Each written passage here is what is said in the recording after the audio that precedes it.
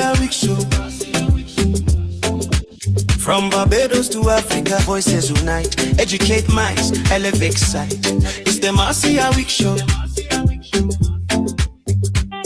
It's the MARCIA Week Show. From Barbados to Africa, voices unite. Educate minds, elevate sight. It's the MARCIA Week Show. Talk truth, build roots, stories unfold. Motivate change, mobilize is the mode, that's the MR code. Hey! We growing, we know it.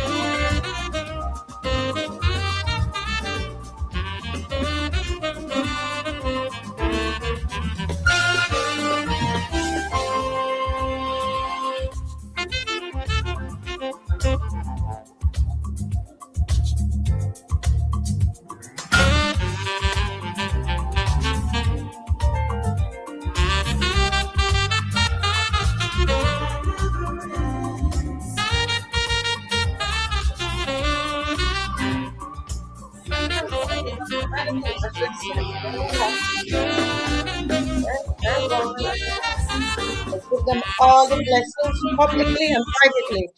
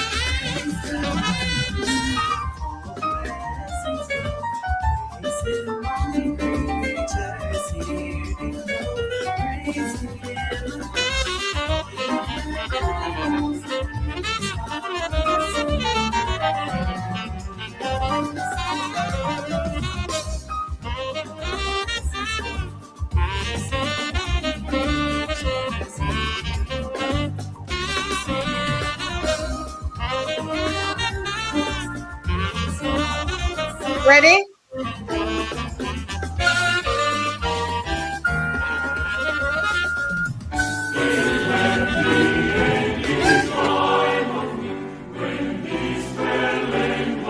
When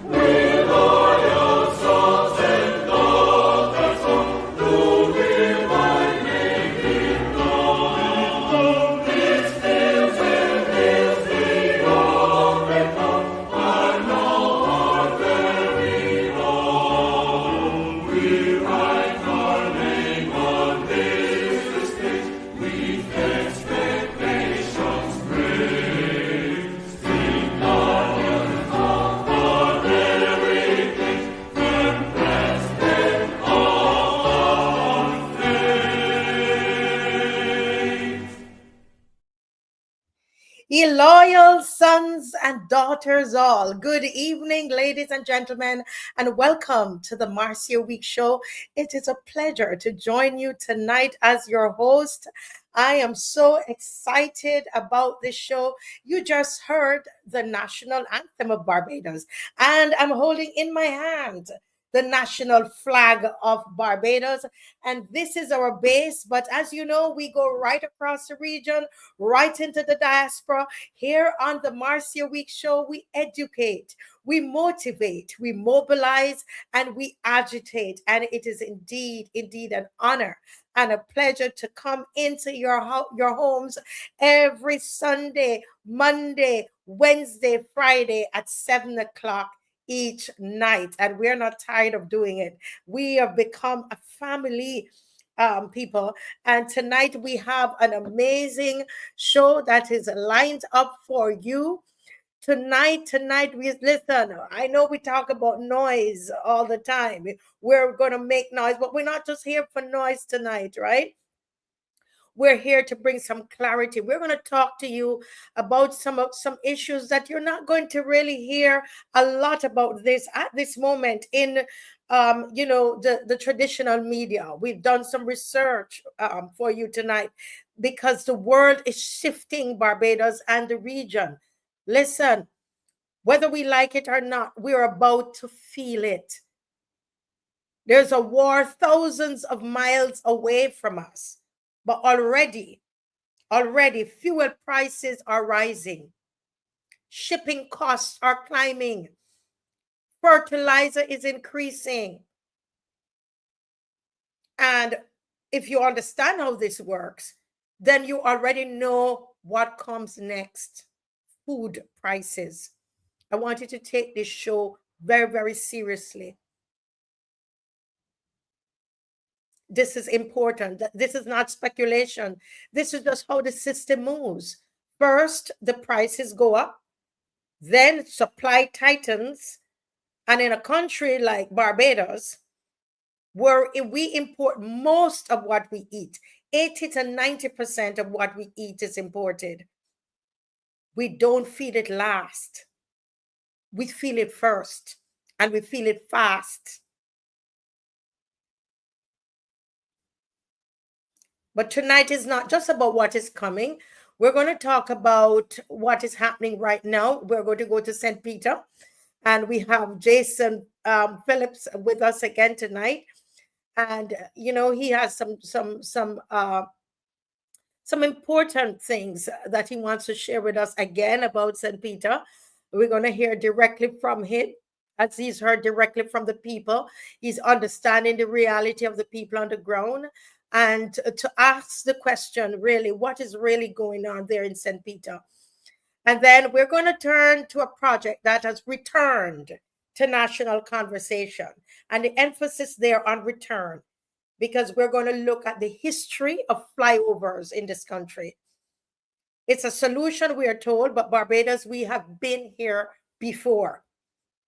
Important. A project that once saw costs escalate dramatically, concerns raised, questions answered, and now it is back. So tonight, we do not accept headlines. We are asking questions as usual.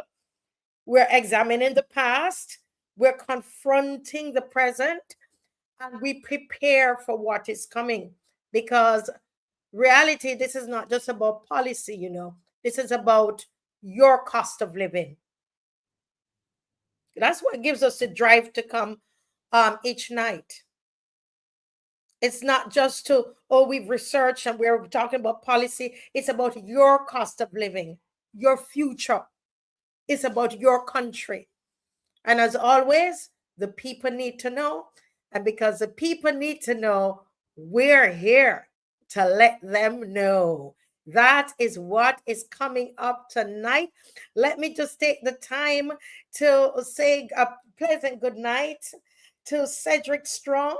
Cedric, it is a pleasure to have you tonight. Cedric, it's a joy to be able to call your name. My voice is almost 100% back, and I'm so excited about it and happy that I have that privilege to come to you in your homes tonight. It is a privilege. It is an honor. Teroni, good night, Teroni. Judy Jilks, good night. Bajad boy, how you doing? Mavis Lashley, Carol, good night. Marcia Miller, I haven't seen you in a long time, Marcia. Judith Ann Clark, good night. Ronald Archer, Andrea Critchlow, Lucinda Ali, Lucinda. I hope to see you all at the next Roadside Parliament. Our plan is to be able to do those at least once a month.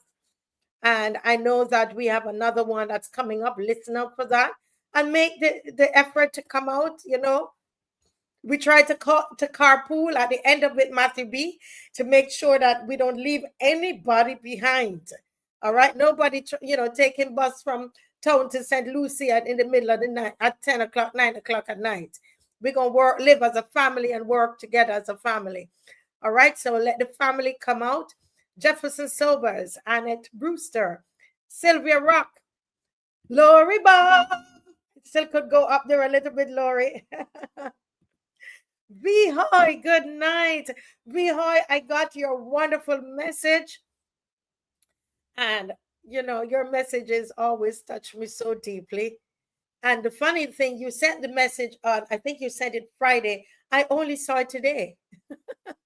I only saw it today and I read it and wow, it was really very, very touching. You're a special, special person, Pihoy. Really, really special. Can't wait to come to New York to visit you up there. God bless you. Diana Husbands, I'm a big girl. Beverly Perscott, Sandra Brewster, Queen D46, how are you? Calendar, hello. Houston Fields. I'm a big girl. Michael Jilks. Sonia Perch. Shirley, good night. Listen, you're not just guests, but you are co-hosts with me. You know that. We do this thing together. All of us, we do it together. So you know how it goes. Yes? Who I didn't call yet? I have to try to make Mavis Lashley. I have to call all of my people, we do this thing together. When you're ready, you tell me, Marcia, you spelled something wrong. You said this wrong. No, this is information. I want to thank, there's somebody, Angel Humble. If you're listening, I want you to know you carried me through last week. You did. You really, really did. And you helped me when I wasn't 100%, helped me with research. Angel Humble, I wonder if she's on. Take her about Angel Humble. I appreciate you. I do. Celia, Sherry Berry, Sandra Pierce. I'm missing out my people. Sherry Berry, Sherry Johnson. Did I say Sherry Johnson? Celia Celia Mason. Sirlene, how are you doing, girl? I don't remember this one. GM. Paul Messiah, we're praying for you, my brother. Really praying for you. Angela. Oh my goodness. Angela, the other night you were on fire, Miss Knight. I need to come and sit down with you one day and for you to give me some knowledge on your stuff. You seem to know a lot about social work, and I would love to learn a lot more from you if that's okay. We have to make that arrangement. I really was impressed by what you share. I know because of your work you can't be on the show, but I could come and be a sponge and I will soak it all in and then come back and report everything to the show. Yes, Angel Humble, you really helped me. And I might just reach out to you again tonight. But when I was down, you were up and you made it happen for me. And everybody who keeps sending me things and encouragement and prayers. Oh boy, it is indeed a team. And they can't stop me from saying that every time I come on because it's the truth. It is the truth. Can't do it without you. So tonight, I want it to not just be, I am bringing stuff to you. I want you to share as well. I want you to, we're not, it's not that I know everything and you are the students, not at all. Well, that's not how it works. So we're working together. Sometimes we disagree, like on Friday night, we disagree on some things. That's fine. That is perfectly fine. It sharpens us. It causes me to go and research some more, you to research some more, and we might never agree on a particular thing, but that's okay. I think that is fine. That is quite fine. Barbados, is it corny just to say how much I love you all? Is that corny? That's how I feel. That's how I feel. I really feel that it's a commitment and it's a call. And I really feel that love, and I will, make sure that whatever happens, we keep going. Yeah. Amen. We agree to disagree. Don't forget there's prayer. There's prayer tomorrow morning at 5 o'clock. Prayer tomorrow morning. Yes. Which prayer is 5 o'clock tomorrow morning. Okay. All right. Yes, yes. We need to show more love to each other, more understanding. Yeah. Okay. All right. Wonderful. Folks, I need you to like and to share and subscribe. All right. Like, share, subscribe. Very important. And I want us to stay in, keep the comments coming. Let's talk to each other. All right, throughout tonight. Now, before we jump into our topic, we're going to talk about the food, the flyovers, and what's happening in St. Peter. That's our main points tonight. We want to make some announcements. Now, you know that I work with young people and children. I still do. And I was there for the entire time last Saturday before I couldn't go.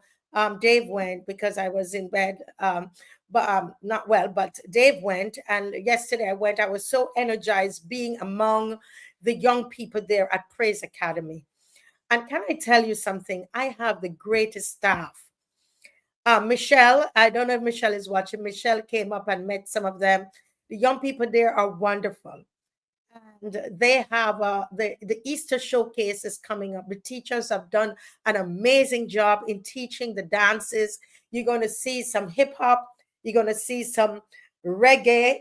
You're going to see some ballet. You see some modern, all kinds of different forms. Some jazz.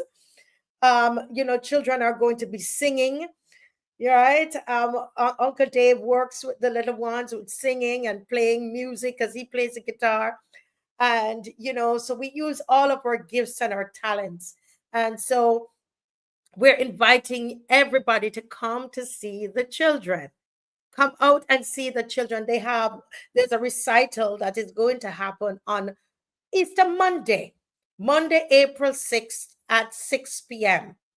Monday, April 6th at 6 p.m., right there at Praise Academy. We're going to have dances. We have scripture reading, music renditions.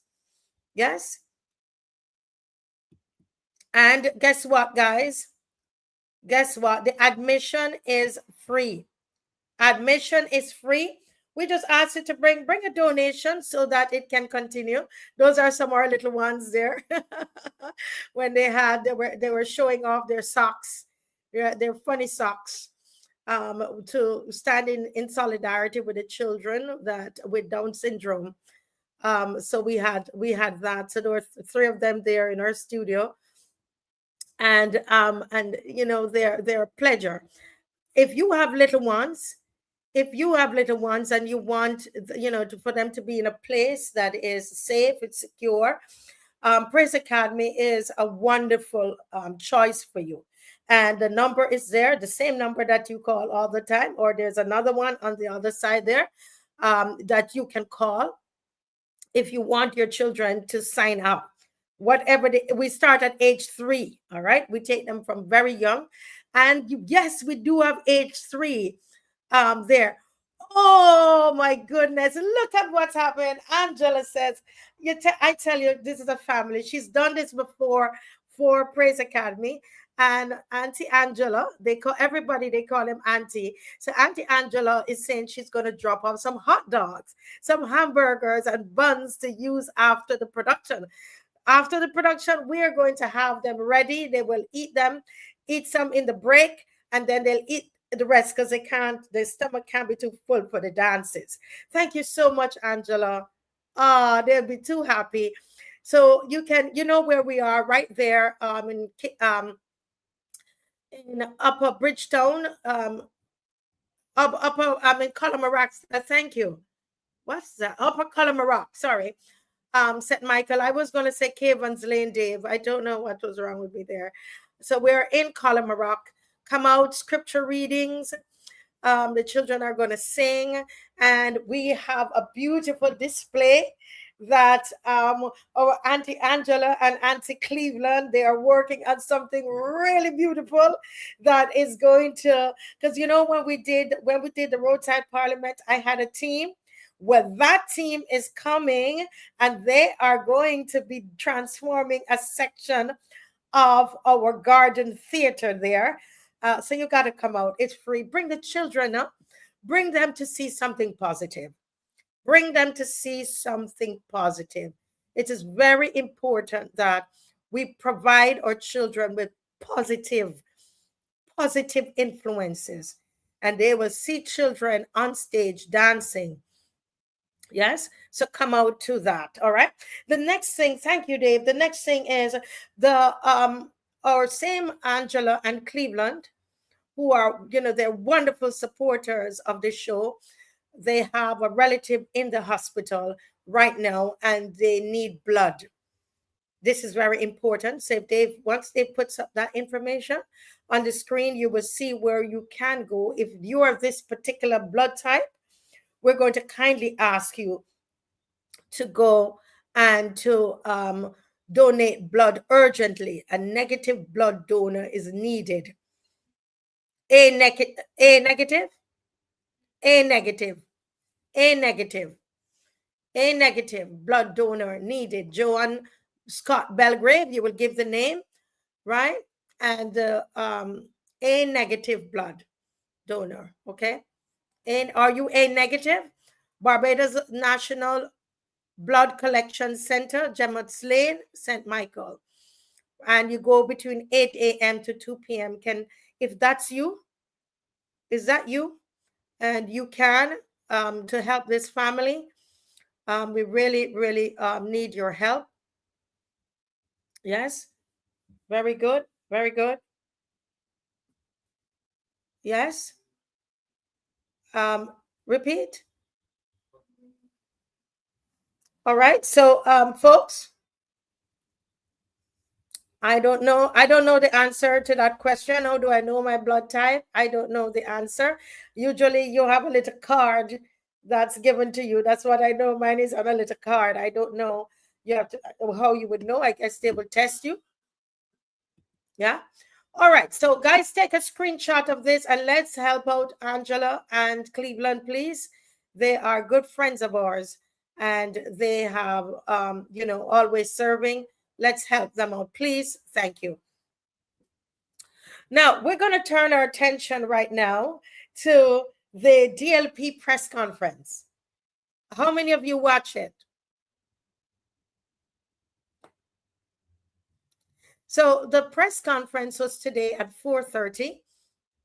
I didn't know anything about it until, after like 2:30, 2:40 something. I heard that it was happening.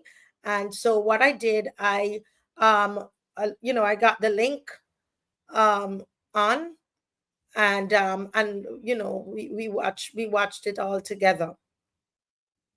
And so I'm not sure if I'm going to be able to read the list.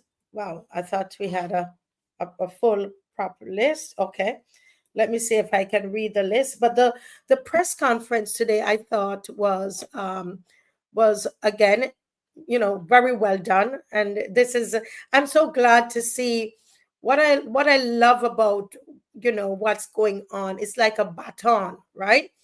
It's like you have a baton and you're passing the baton from one person to the next. And because I see the level of professionalism that was displayed. And, that is what Mr. Thorne used to do. And so I was so pleased to see that it is something that is carried on by the party. And at this moment, I want to thank Mr. Thorne for his service to the Democratic Labour Party as president, and the class and professionalism that he brought to the party. In terms of the press conferences and etc. that I saw. Obviously, I'm sure it was happening before, but what I can see is that, I love to see things, just keep moving. And that's what happened this evening. And so the main point that was announced, it's the spokespersons. Okay, so there's a spokespersons team, and it's led by Senator Ryan Walters, and he's going to speak on finance and economic affairs. Quincy Jones is speaking on education and trade. Ian Griffith is a spokesperson for housing and transport and works. Corey Greenidge, legal affairs, attorney general and home affairs. Felicia Dujon, health and elder affairs. Janine Butcher, it's on youth. If we could go up a little higher so I could see those at the bottom. But I think I have okay, we can't see the bottom. Let me see if I have another document here that I might be able to read from. But I know that Janine Butcher is the spokesperson on youth issues. Yes, and that's Janine Butcher. And Amoy Gildingborn, she is the acting president for the Democratic Women's League. And Dave, we can't see anything else. Dave, is that it? There's nothing else we can see. Okay. Agriculture and fisheries. She's also the spokesperson for agriculture and fisheries. Rashid Belgrave, he is a spokesperson on tourism. And Pedro Graves, he is sports and culture. And so we want to congratulate them. It was said by Senator Walters that this is just the beginning. It is the beginning. It is the first round, and so that's wonderful. We also learned that Stephen Lashley, former Minister Stephen Lashley, Minister of Culture, Sports and Youth, he is the acting president until they have the conference, the annual conference. Thank you. The annual conference in August. And what I love about this, it appears to us looking on that it is a smooth transition that is occurring because it's being announced to you as it's been announced to me. But it seems like it's a smooth transition. And I think that is very good. And this is why I say that it's an up. Yeah, it look up, it up. Yeah. I think it's very good that what is happening. I am particularly happy that the Democratic Labour Party Women's League is seem like it's back up and it's running, and that is wonderful. Yes, so we have all the information there with their numbers, etc., and we wish them all the very best. It's so important to acknowledge foundations. We acknowledge what Errol Barrow did in starting that great party. And there you had, all the different leaders and prime ministers and presidents and everybody who's come in and added something. Remember when what Verla the Pisa did, I mean, she's done an amazing job. And, she's somebody that I will always respect for what she's done to the party. And so I wish them all the very best as they build. And, I one change that occurred there was Felicia DeJohn, where she is no longer the spokesperson on education, but she's doing health and elder affairs. And while we will miss her in education, I think she's the best person to take on the health, because health is a huge area. I mean, this is massive. And while she's done such an amazing job, really miss, she's done an amazing job in education. I'm looking forward to seeing what she's going to do in health. I know she's going to do a great job. And Janine spoke so well, very eloquent, and I know she is going to take on the youth issues in a very profound way. She's a very hard worker, very hard worker. Um, yes, Verla held that party together, right? She did. She did. And Jason Phillips, that we're going to see him a little later. We'll soon see Jason Phillips, and he is the spokesperson on small business and on entrepreneurship. So he's going to be on with me. Yes, Verla is brilliant. Petra Graves, spokesperson on sports and culture. So I'll be picking his brain a lot. I know that. Quincy Jones, who is a teacher in the, I think it's a secondary school, I'm not sure. And he's spokesperson on education and trade. Yes, Miss DeJohn can handle anywhere you put her. She can handle. I think she's good at health. Spokesperson on tourism and international transport, Rashid Belgrave. So we wish them all the very best. All the very, very best. And of course, Senator Ryan Walters, he's a chairman over the of the spokespersons, and he's finance and economic affairs. Yes.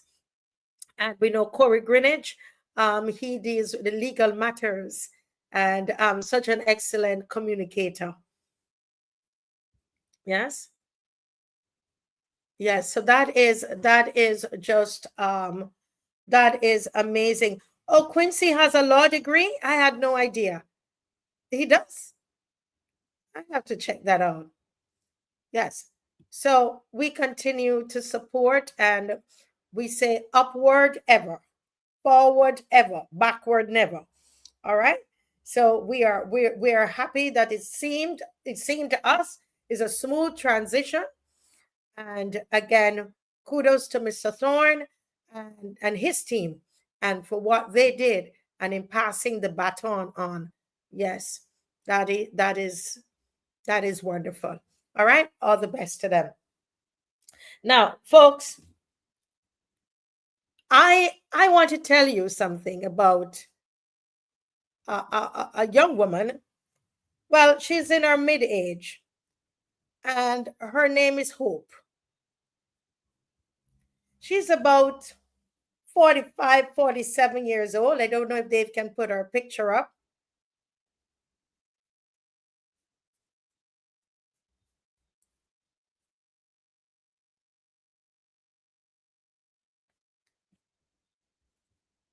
And she is a single mother.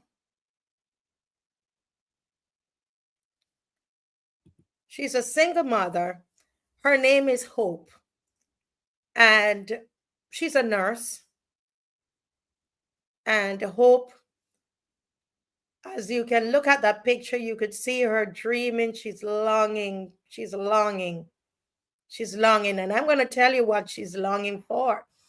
Because Hope can't afford hope.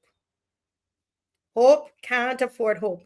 Now, Hope saw this ad. Dave, can we show them the ad that Hope saw? Hope saw this ad that was put out by Minister Dogood. Hope saw this ad that was put out by Mr. Dogood, right? Dave, can you put that up for me, please, when you're able to? So follow the story. This is Hope. She is, 45, between 45, 47 to 47. She's a single mother. She's a nurse.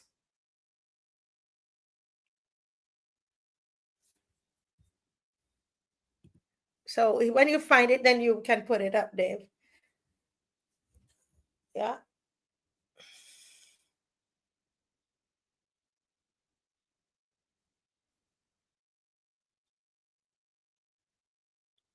Okay, this this as much. Sorry. So she saw. I wish it could have opened up anymore, but I guess not.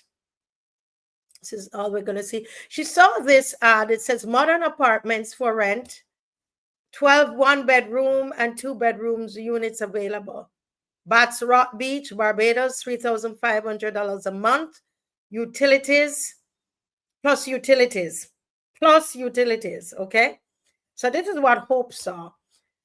Oh, this is beautiful. Amenities include pool, jacuzzi, laundry facilities, 1 minute walk to the beach. Yeah. And she sits there and she's longing. And this is William Dogood's post. Okay. Now, as I told you, Hope is her name. If you could put back her on, Dave.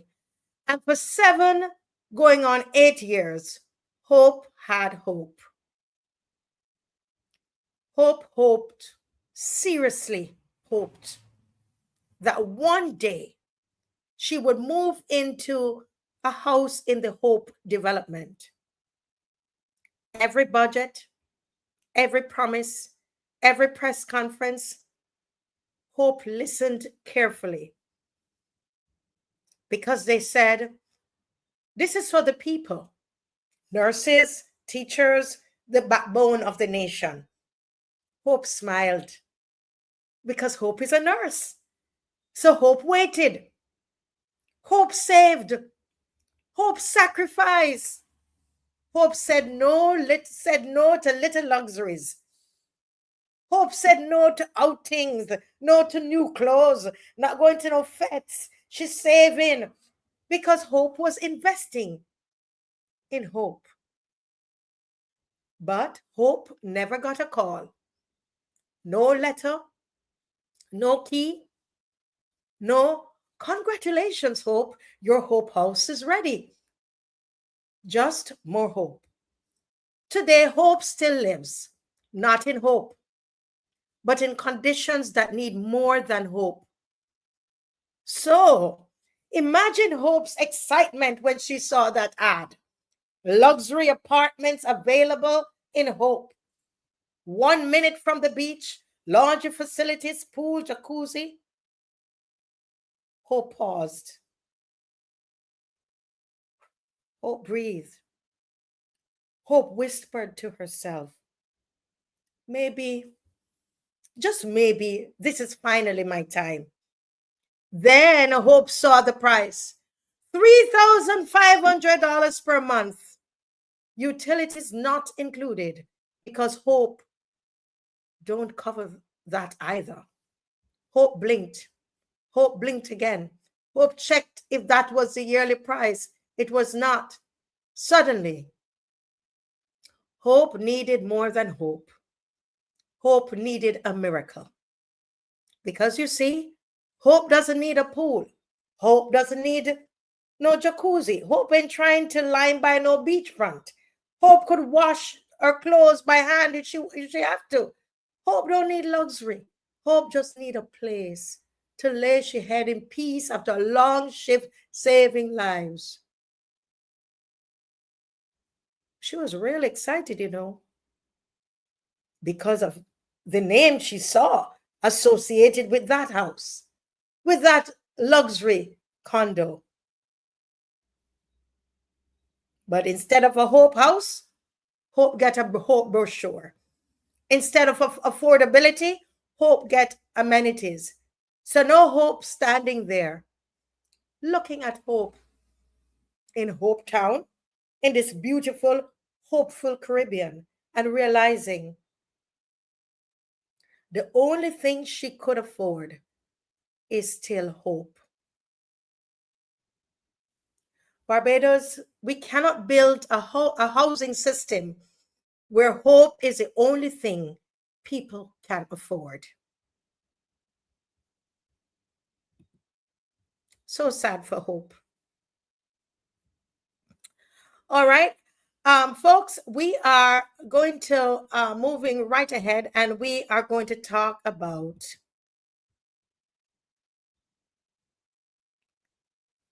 food war.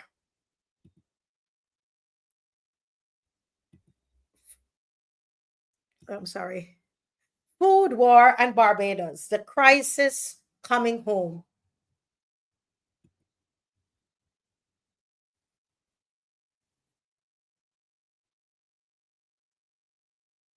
Food war and Barbados, the crisis coming home. And I want you guys, if you've just joined, I'm going to ask you to share. Please share in your groups. Very important that you share in your groups.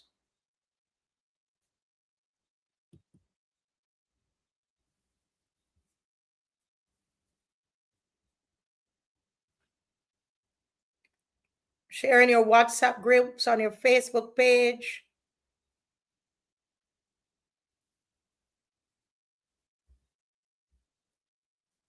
Yes. Now, food war and Barbados. And a lot of us, when we watch what's happening, we go on YouTube and we watch CNN, or you watch whatever, Sky News, Fox. Sometimes we're watching to decide whether we think the war should happen, or who is wrong and who is right, and which side you're on. I'm with Iran, I'm with the US, I'm with Israel, and we try to find a side that we're on. I want to say to us, Caribbean, that we need to really come to a place of being, real sober about what is going on in the world. And it's not about trying to find a side, and whether you like Trump or you don't like Trump, whether you like Israel or you don't like Israel, or whatever, you like Iran or whatever. The reality is that there is a war that is happening, and that war is going to impact us here in the Caribbean, us here in Barbados. It's not if, it's a matter of when. We're going to connect something that many people still believe is so far away, but is in fact already on its way into your homes. It is that war that is thousands of miles away. Anybody have ever lived in a war anywhere that there was war, in a war-torn place, location before, country? You've ever been in a country and there was war, actually war going on? I've never been in a part, I'm Jamaica, we're hearing gunshots, but apart from that, when I'm talking about countries warring, I've never had that experience. I've only read that in books and watched videos. So this is war thousands of miles away, a narrow strip of water most of us have never seen. And yet that one location, that narrow strip of water, that one location could determine how much you pay for food, fuel, and survival in Barbados and the Caribbean. Tonight's question is simple. Are we about to feel a food shock in Barbados? And I want to say that based on the evidence that I'm going to show you tonight, the answer is yes. But we don't need to panic. Don't panic. So let's talk about what is happening. Let's start with the facts. So we're hearing about the Strait of Hormuz, this critical global checkpoint. most of us, I never heard of it until the other day, right? The Strait of Hormuz, never heard about it. This is not just geography. I didn't even know what a strait really looked like, you know. I went and researched it. No, that little body of water there, that narrow strip of water, this is like a global economic lifeline because about 20% of the world's oil passes through it. I want us to pay attention. This is not a show where, the gossipy and all of that. This is important information that we need to know. I would say take a little notes if you want to. About 20% of the world's oil passes through it. The strait. Around 20 million barrels per day. 21 million. 21 million barrels pass through it per day. And a significant portion of fertilizer trade also passes there. Are we listening? Because sometimes we're thinking it's just the oil, but it's also the fertilizer. Now, here's what has changed. From the material that we've reviewed, shipping through the strait is no longer normal. And we're going to tell you why. Because ships are being delayed. They're being inspected. And in some cases, they're being blocked. We saw in the newspaper, there was some ship that was connected to Barbados that was in some trouble the other day. They have developed a tiered cost system. So Iran, they have developed a tiered cost system, is being imposed depending on who you are, right? So this is what they have done. There's a tier 1 for neutral countries. If you're neutral, they say, okay, $50,000 per transit, right? So it's like a toll, $50,000 per transit. If you're tier 2 means economic ties to the US or Israel. I want you to figure out where Barbados is, right? Where is Barbados? Which tier? Tier 2, economic ties to the US or Israel. Do you know how much that is per transit? These people are not joking.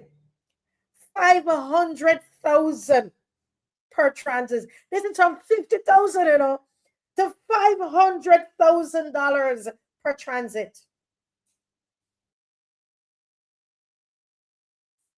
Then there's tier 3, US or military aligned countries.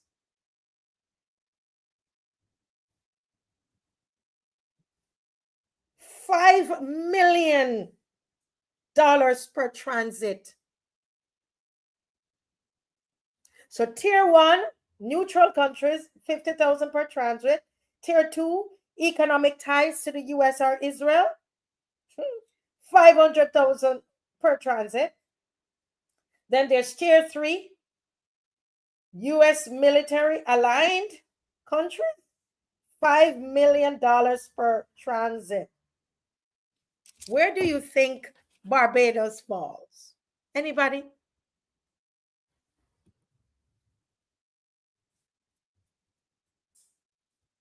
Anybody? Which tier? Which tier do you think? I'm looking at the comments before I move on. Don't go to sleep on me. This is very, very important. No, nobody want to answer. Which tier is Barbados? Tier 1, tier 2, or tier 3?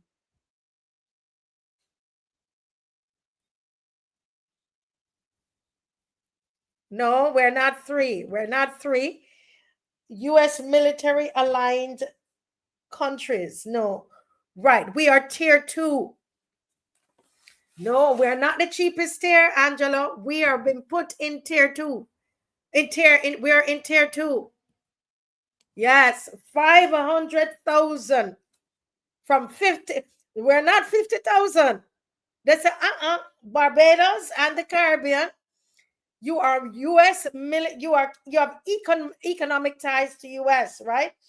In Barbados has strong economic and political ties to the U.S. In fact, remember the RSS is stationed here. So over the years, we have, so we are definitely tier 2, $500,000. Do you understand that? That kind of increase? So some vessels are paying tens of thousands, others hundreds of thousands, and some are refusing to move at all. So that's why you see now some of the countries are coming together with the US and Israel, because they know that people are going to starve. That means one thing: the global supply chain is no longer flowing freely. And we know what that means. That when the supply chains tighten, when supply is decreased, then guess what's going to happen? The prices rise. You have scarcity, the prices rise. Why does this matter for food? Many people hear oil and they think that's fuel and not food. Right? That's a mistake, because food depends on 3 things. Fuel, right? The farming, when you're doing it at a large scale, you have tractors, and for irrigation and all of that. For transport, ships, the trucks. For storage, you need electricity, you need refrigeration. Fuel, right? Then fertilizer. And fertilizer is shipped through that strait as well. Essential for crop production.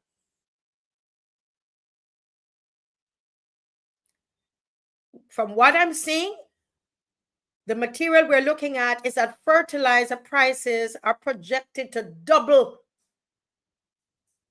short term, very soon. Shipping. Food must move across oceans, and shipping is now slower, it's more expensive, and it's less predictable. Shipping insurance is up over 300%. This is from the data that we have here. Some of the routes, they're adding 10 to 14 extra days. Folks, when I started to read up on this, I said I must share it with Barbados. I must share it with you, viewers. I must share it with the Caribbean.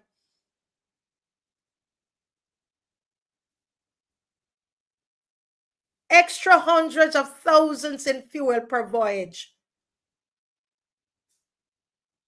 So this is not just an oil crisis. This is a food system crisis in motion right now. Why is Barbados exposed? I don't know if Dave could put up the how in terms of our food. We did a pie chart with the to see how we, how much of our food we import. Barbados is not in the war, we know that, but Barbados is deeply connected to the global system. The reality is that we import most of our food. Can anybody guess how much of our food we import? What's the percentage? What's the ballpark percentage? We import fuel. We depend on international shipping routes. Basically, what that is saying, we're not controlling prices. We are receiving prices. We're not controlling supply. We are reacting to supply. So what happens when the system is stressed? We're going to feel it faster and harder than the larger countries. We have a smaller storage capacity. We have limited local production buffers. and we have no alternative trade routes.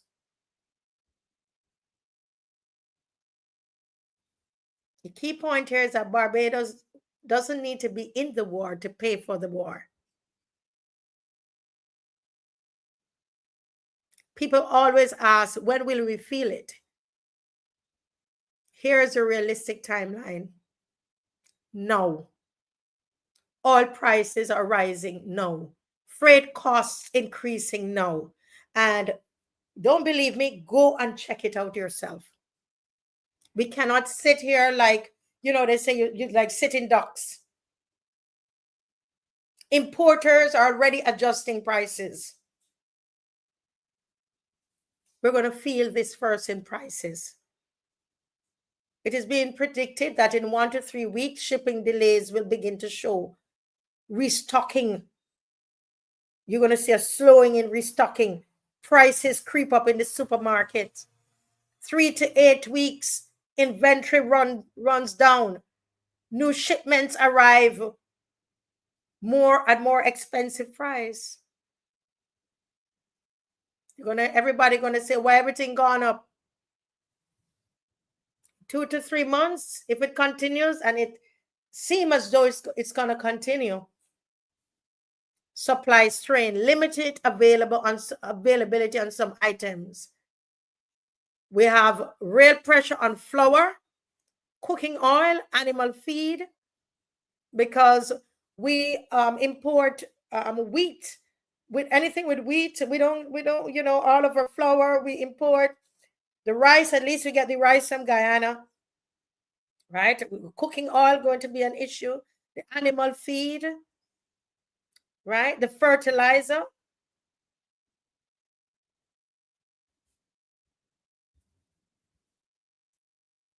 Now, the reason I'm doing this segment, which I'm going to close in 5 minutes, Jason is going to come to us in 5 minutes, is not to bring panic. I want to be responsible about this. I thought long and hard about bringing this segment. I was reading up on it since Friday. But I thought, Marcia, you have to say something. It's not that I want you to panic, but we don't want ignorance either. We want us to be responsible. So this is not about panic. So there's no evidence of immediate food collapse tomorrow, right? But there is clear evidence of rising costs, slower supply, increasing pressure. What should we be doing? Quickly, as I close, monitoring prices closely. Strengthening local agriculture. Important. I'm skipping over them, but I know when Jason comes on, he's going to talk about some of this in St. Peter. Reducing waste. Sometimes we waste too much food. We cook sometimes with too much oil. We're going to have to start thinking differently. Each of these, we're going to break it down, but I'm just introducing this topic tonight. We need to have serious national conversations about food security. This must not be this nice, you know, slogan or this new slogan, food security, food security, food security, everybody, food security. But are we really securing our food? Or are we just using the term? Barbados has been comfortable as an import-dependent society. And guess what? We're now, our vulnerability is now being exposed through these global shocks.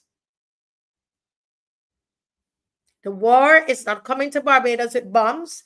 It's coming through ships, prices, and supply chains.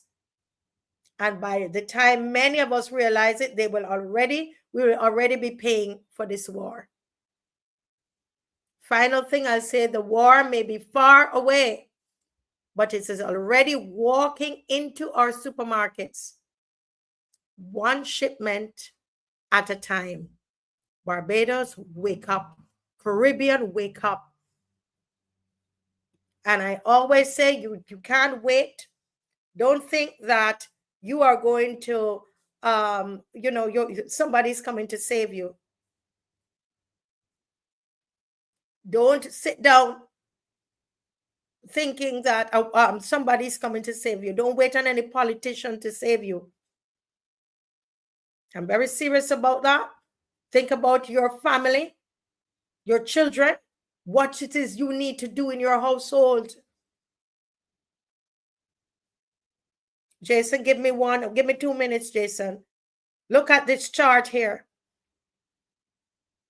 23, Jason's still setting up. 23% of our meats. Well, of the 80%, we import between 70 to 80% of our food. Of that amount, 23% of that amount is meat. Chicken, beef, pork, lamb. Right? This is what we need to be gossiping on. Here I tell you.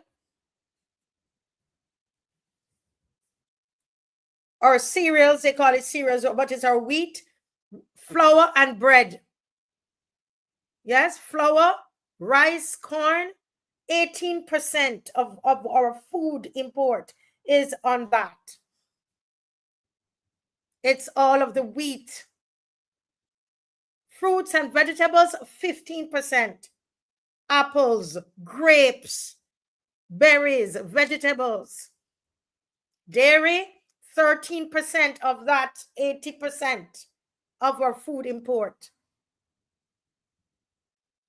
Processed foods, packaged foods, which I said it's increasing now. Snacks and frozen meals, 9%. And the rest of our imports, is fuel and energy, 25 to 35% of our imports. Manufactured goods and machinery, 20 to 25%. Chemicals and fertilizers, consumer goods like clothes and so on, raw materials and so on, okay? So, folks, we're going to continue this, but this is real. I want you to take a look at this and begin to think about your family. You hear what I tell you? Do not wait on anybody to try to help you. Yes, medicines there, chemicals that comes under, yes, done by nature, you're correct. That comes under chemicals and fertilizers. I'm going to take some more, stay on, and we're going to look at this a little bit more in detail when we were at the 9 o'clock hour. Okay. Yeah. So we're going to move on with the show, but believe me, this is an important, very important part of what we, important to our lives right now. Very, very important. Well, we have Mr. Jason Phillips. I know he's a busy man. And so I know the extra 5 minutes there was okay. Good night, Mr. Phillips. Hello, good night, Barbados. Good night, St. Peter. And of course, good night, Marcia. How are you doing? I am doing great. It's so great to have you again in these Sunday night chats. I'm at my constituency office.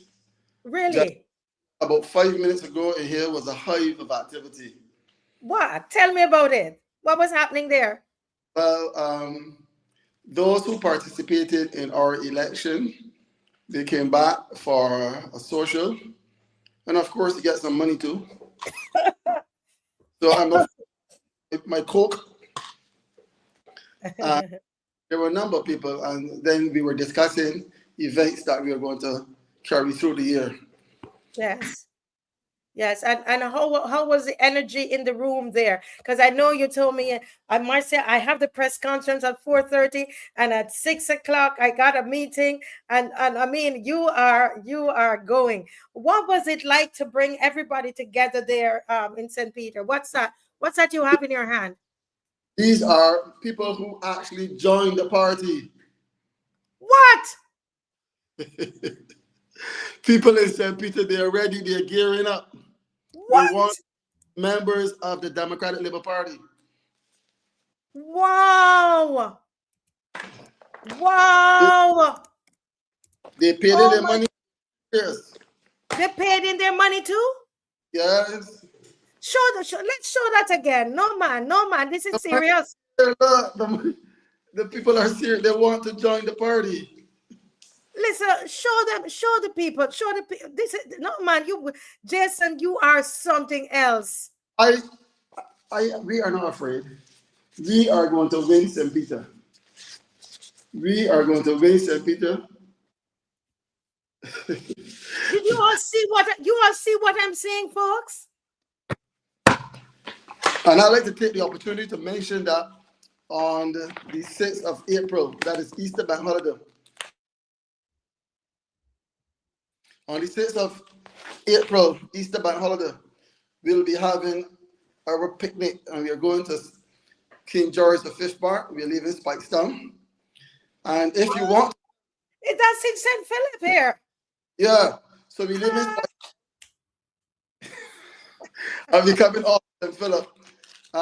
You just pay $25 and the bus take you to and from.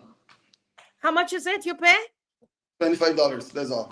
$25. So if you're in St. Peter, right, and Yes. you want to go on this picnic, you're going to pay $25, and the bus picks you up from where? Where is the bus picking you up from?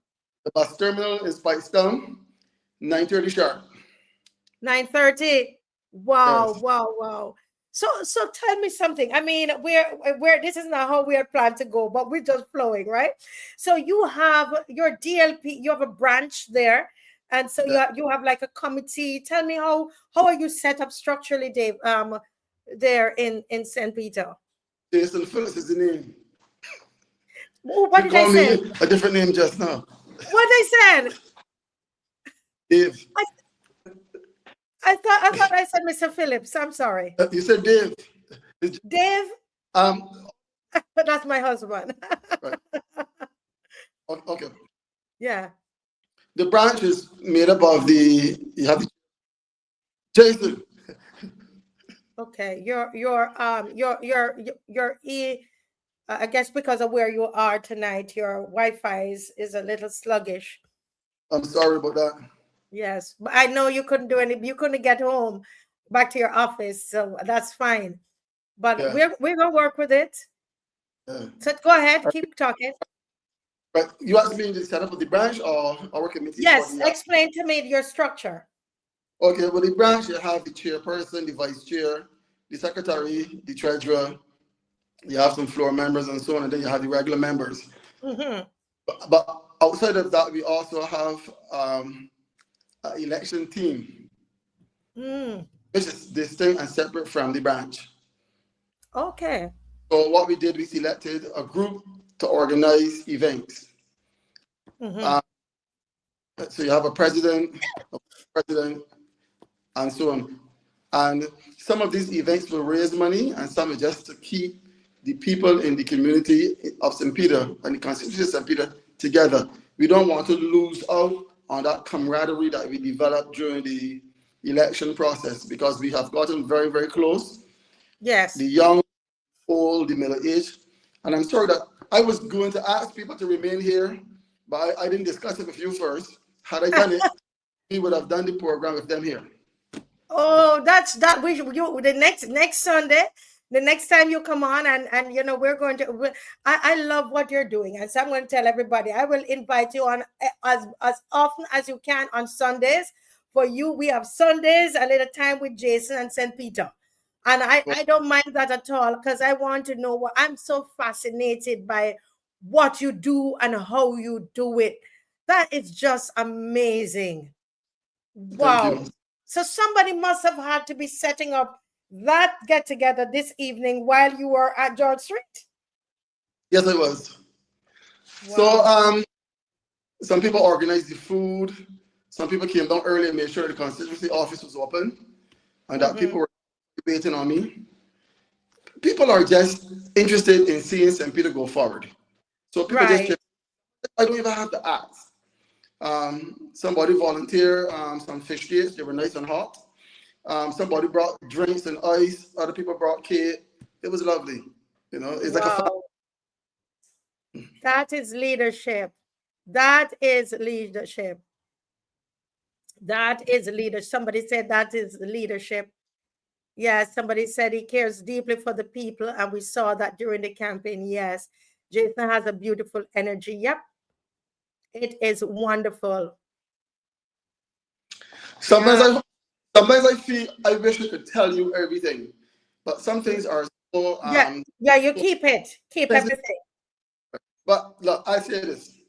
I've been doing from the following day after the election. I've been working in St. Peter. I've been helping people to get work. So I got jobs for people. They're actually working now. Um, a, lady, a lady looked at me and told me, Jason, I didn't vote for you, but I want you to help me do something. I said, no problem. So she That's was on right. problem. And I went over, I said, I will visit your home because I was at work. And I came to her home in late evening, and she discussed with me what had happened. And she said, look, I called you because I went to the other guy, and she didn't get any satisfaction. In fact, apparently he didn't have any time for her then. And she told me all of this, and I said, okay, I'll do my best. And we develop a relationship there. So I am satisfied in my mind that I am not looking for a position. I am doing this for a purpose. Yes, I love it. This is, Jason. You're acting like those old time MPs. You know, Mhm. all-time MPs. This is what I know what representation looks like, and working, like really working in the constituency. That's what I see around me in Jamaica. You know, I don't understand, you know, but to each their own. But I think what you're doing is so important. The fact that you could have that many persons joining the Democratic Labour Party, that is amazing. And your pocket full of money to bring to the DLP. You're an asset to the Democratic Labour Party. And I want to congratulate you on your new role as a sports spokesperson. Tell me about that, Jason. Well, the Democratic Labour Party asked me to be the spokesperson for entrepreneurship and small business. And therefore I will be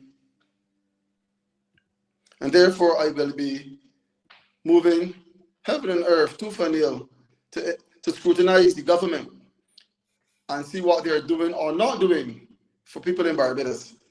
Because they have a number of schemes out there. You have the trust loan, you have fund access, and so on and so forth. But as I said last week, government appears to be just a creditor.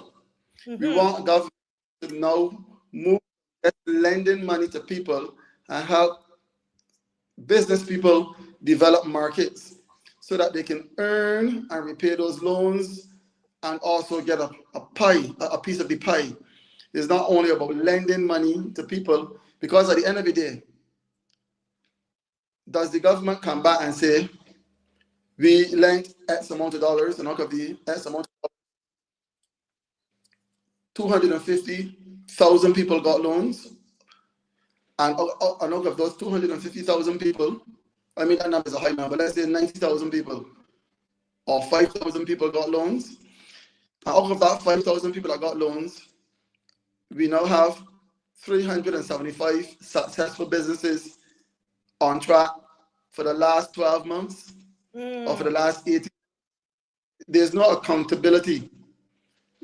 We know that they make budget a few $1 million for small business, but then we can't say for sure how many people got that money and how many people are in business having borrowed that money.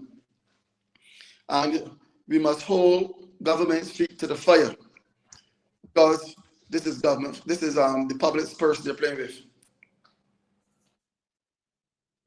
Yeah.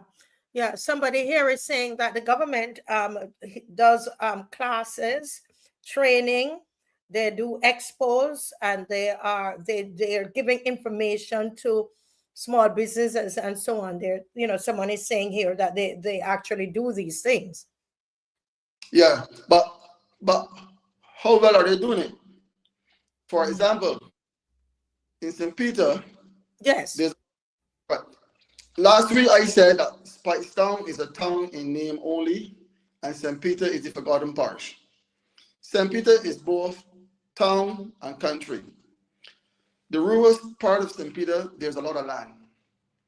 A lot of land for farming, whether you farm animals or you farm crops. You also have two coastlines. You have the West Coast and the East Coast. So therefore, we can do fisheries as well, or fishing. How many entrepreneurs given contracts in government?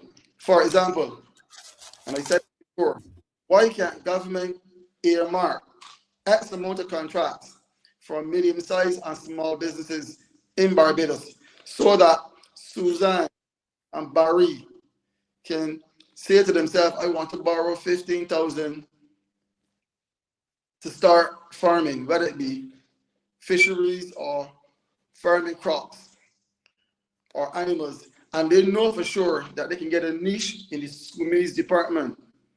They can get a contract with the Barbados Defense Force providing food for them. They can get a contract with the Queen Elizabeth Hospital providing food for the hospital. So they know at the end of the week they have to provide $10,000 worth of string beans, $10,000 worth of lettuce.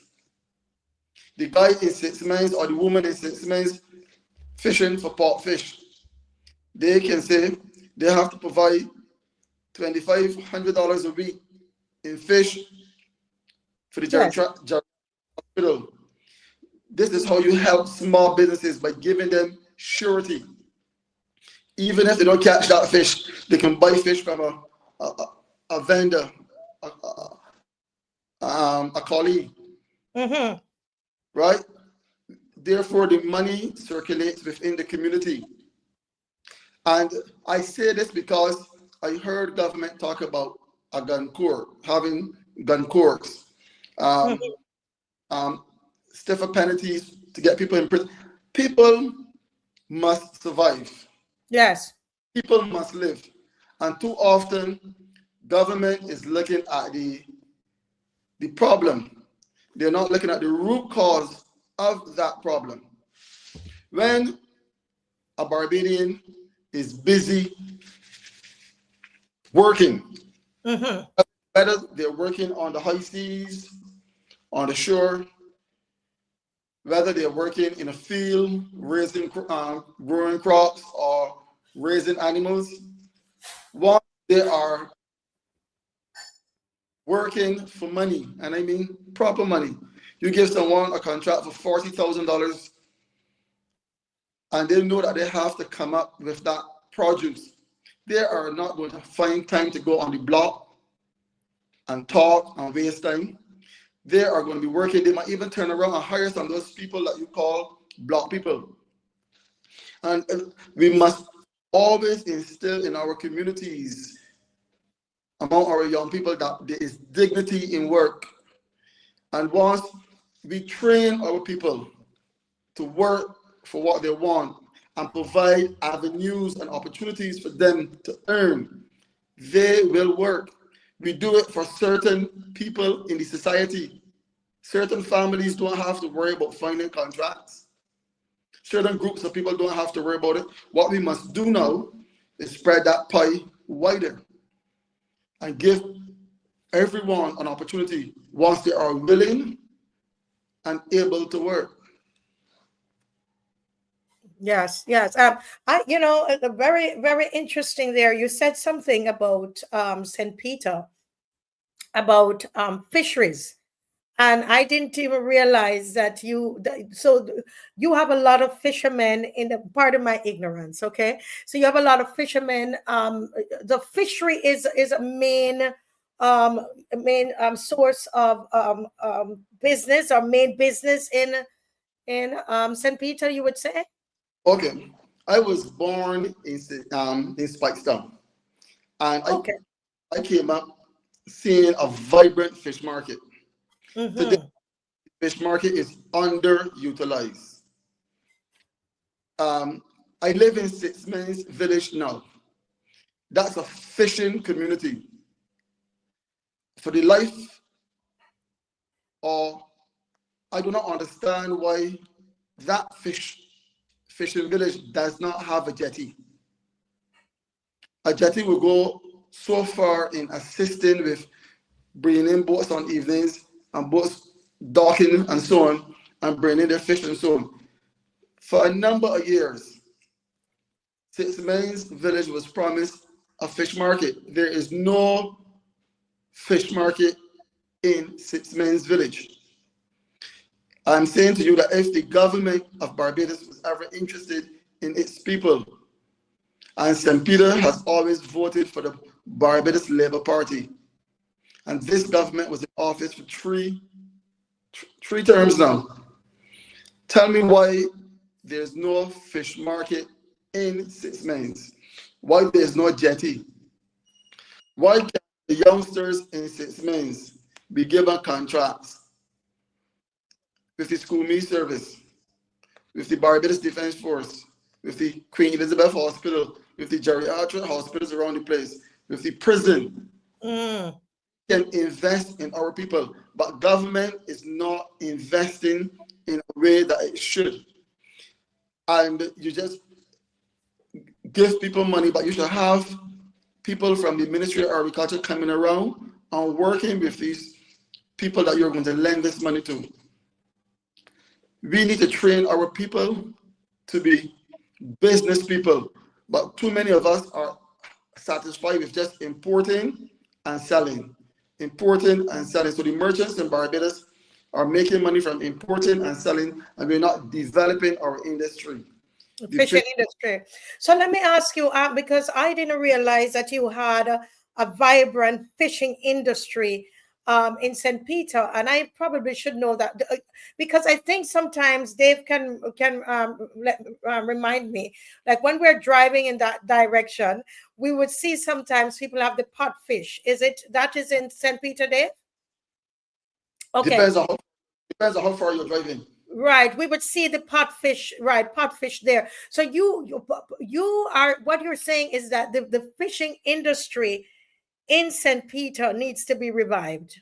Yes, right now it is a shadow of what it used to be. I remember as a lad in Spikestown, sometimes you used to go out fish little all in front of the market. Mm-hmm. And thousands and thousands of fresh flying fish. Mm-hmm. Scores of dolphins. You will see many boats come out alongside the then jetty. Now there's a better jetty now in Spikestown. Also in Six Men's Village, you had a lot of boats landing on the beach. But the problem with Six Men, there's no market and there's no jetty. And if you're going to talk about the blue economy and so on, and you want to talk about industry, Mm-hmm. best in the fish. If you go inland now, from the time I start canvassing, there were people coming to me and saying to me, Jason, how do I get land? I wrote to a number of agencies in government.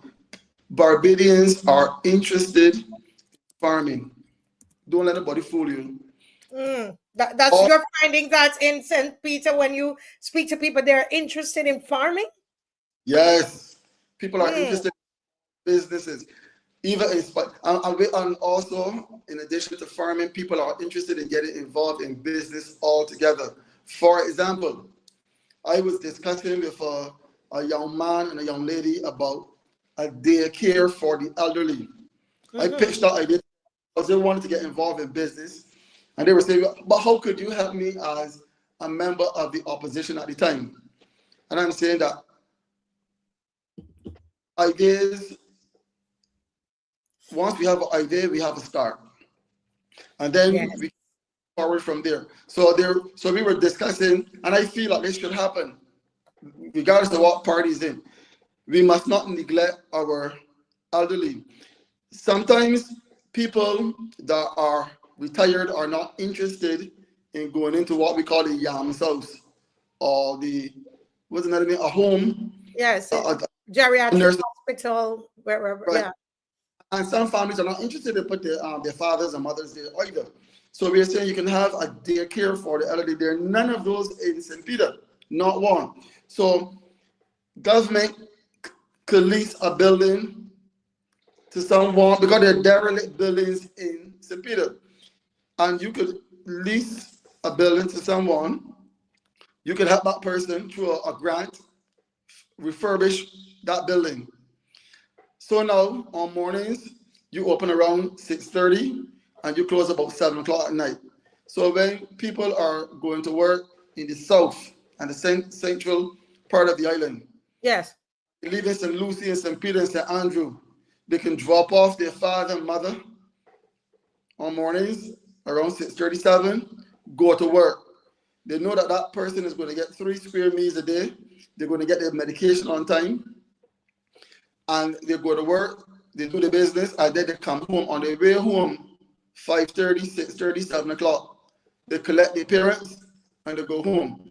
Now, those elderly people at that daycare for the elderly would just be hanging out with their friends, talking, learning new skills, getting a good meal, and they don't feel as though they're really institutionalized.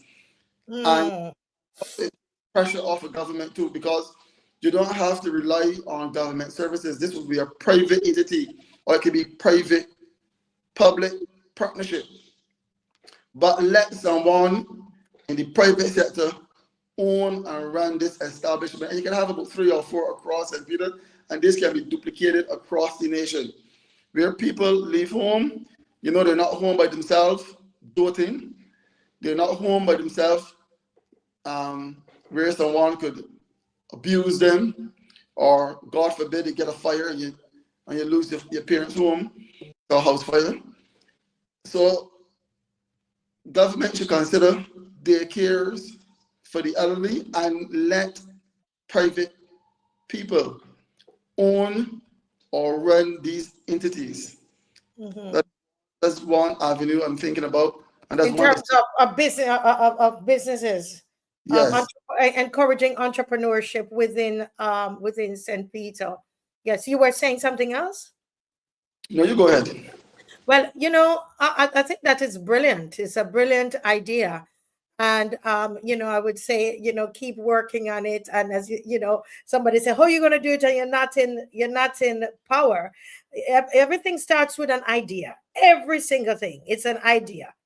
And that's good. And it's a great idea. You're spoken it out into the world, as they would say, into the universe or into God's ears.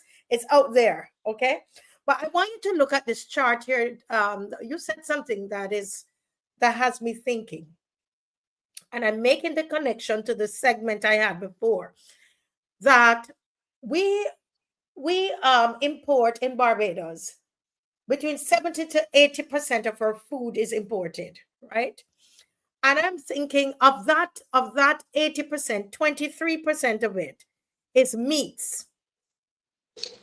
If this war, well, it's depending on how long it continues, we could have some challenges getting, the chicken that we want, the beef, the pork, the lamb, and we got a whole sea around us, right?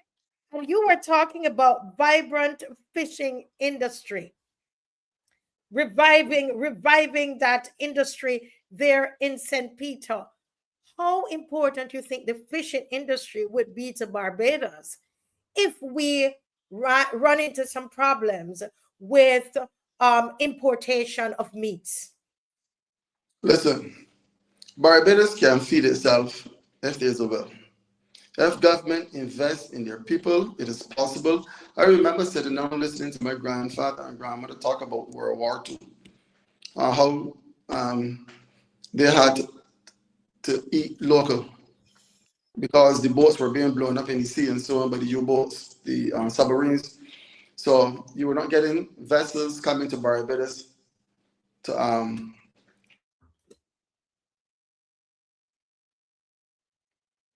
I think he dropped out there. You dropped out? Dave, dropped out? Okay, so you can hear me. It's not me. Okay, so Jason is having a little challenge there with his internet because you know he's at his constituency office. He's not at his actual office, his other office. And so he's having a little challenge there. And so the best thing for him to do is to go out and try to come back in. He's totally off the program. I don't know if Dave can reach out to him just to let him know what is happening. But somebody's saying here, Angela, you took the thought out of my head because I was thinking that I you know what, we were going to need to learn to fish. Where I live here, all of that sea's there, and I've been saying to Dave, I said, Dave, man, I need to learn to fish. I remember in the pandemic, I said to myself, Marcia, you need to get a fishing line and you need to go and learn to fish. We saw this man and he was going and he caught all of this fish and so on. And then my neighbor, young guy, he got his, his rod and he says, Auntie, I'm going to fish. I'm going to get my dinner, right? He says, I'm going to get my dinner. We live all around the sea here. You think we should be hungry? Huh? You think we should be hungry? I would pay to learn to fish too. Think about it. I mean, look at what is happening to us here. Can you imagine if that war goes into months and years? What will happen to us here? We will have to go to learn to fish. We will have to learn to fish.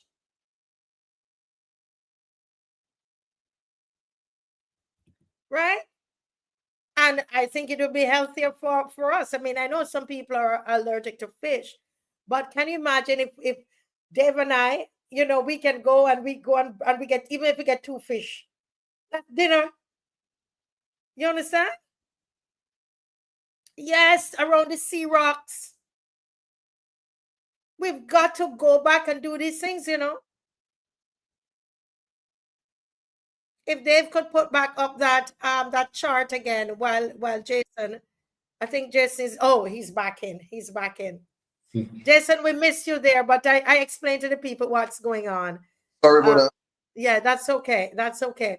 We were talking about fishing and how myself and Angela, we were saying that we want to learn to fish because if this war continues and the imports are either, slowed down or just not coming, or the prices that we can't buy the food, we could go by the sea rocks and fish.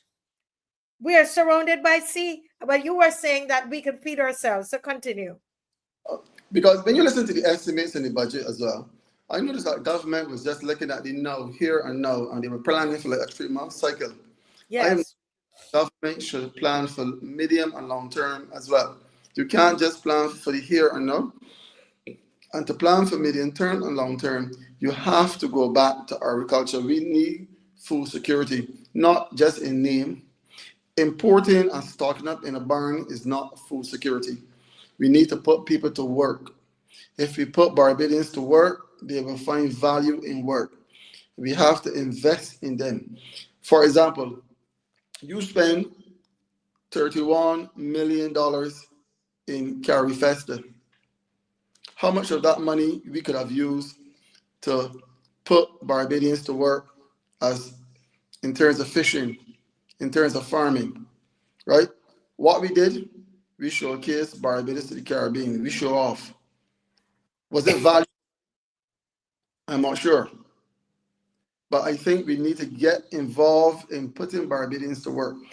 Why can't we help Barbadians get boats, get insurance for those boats, give them Mm, give them markets, and not markets in Barbados. We also have to start looking at markets regionally and globally, right? Because Barbados, as you said, is surrounded by water. And sometimes in the northeastern coast of Barbados, we know that there are other fishing vessels from extra regional that fish in our waters, right? We should exploit our waters. There's um, shellfish, lobster, yes. and so on. These delicacies, we prefer to import them when we have them right here in Barbados. But all governments must do is have the will to support their own people. And that's not what we're getting. I see it in Six Mines, I see it in Spikestown, I see it in basketball, I see it in Brown. Too many people are not working, not because they don't want to work, but because there are no opportunities there. Hmm. I know that because some of the areas will kind of overlap, and only because I'm asking you about food, because of what I was talking, this segment that we had before. But I loved your entrepreneurial spin on it, where you talked about people getting boats and helping people to help themselves, basically, because it's those small businesses, that will But become the engine of the of spite of St. Peter and the country. but listen, this is not just in a nutshell. We can employ our university graduates, those who are in the sciences, chemistry. Let me show you. For example, when there's golden apple season, how many golden apples go to waste? Why can't we can some of those golden apple or package them and sell them year round? Why can't we only sell fruit in season? Why can't we sell fruit in and out of season? We import fruits year round from other countries. Why don't we use the technology we have from University of West Indies? We can employ people in every sector, but government must demonstrate that there is a will. If there's a will, we can make food security a reality in Barbados. All hands on deck. And government must invest in its people.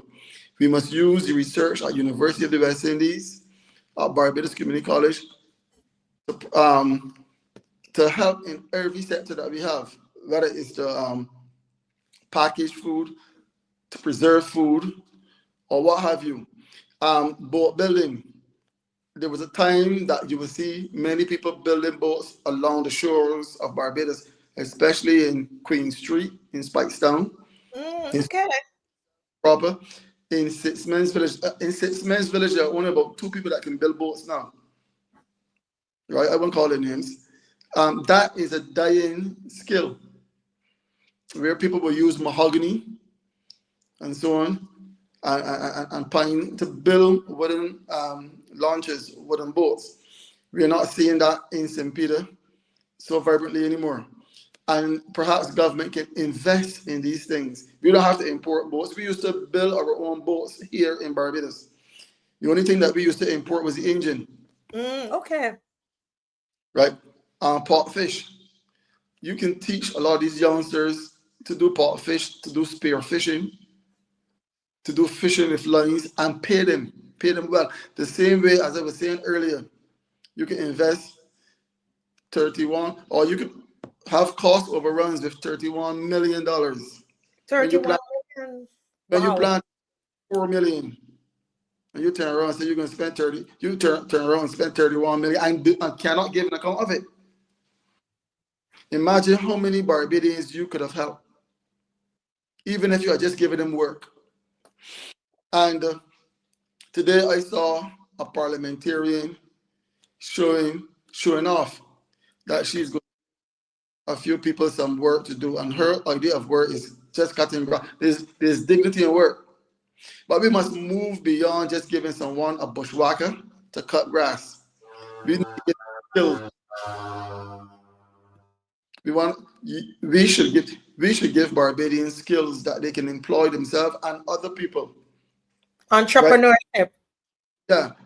Cutting grass is okay, but why not move beyond that kind of work and train people to have a skill?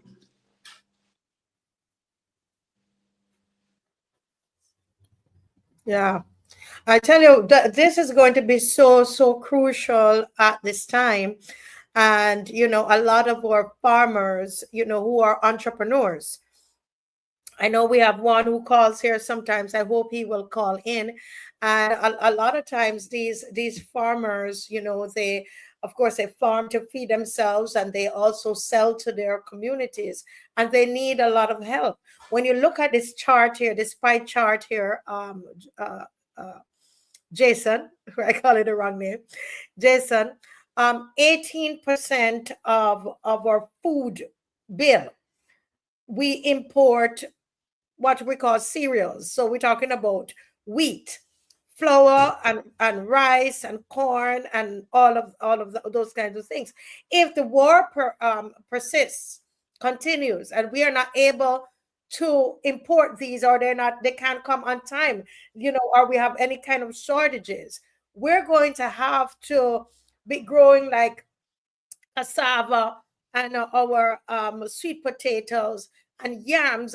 And that's where a lot of the farmers will need to understand, the basics of entrepreneurship in order to be able to turn that around, turn the crops around and be able, you understand what I'm saying? Can you expound on that a little bit?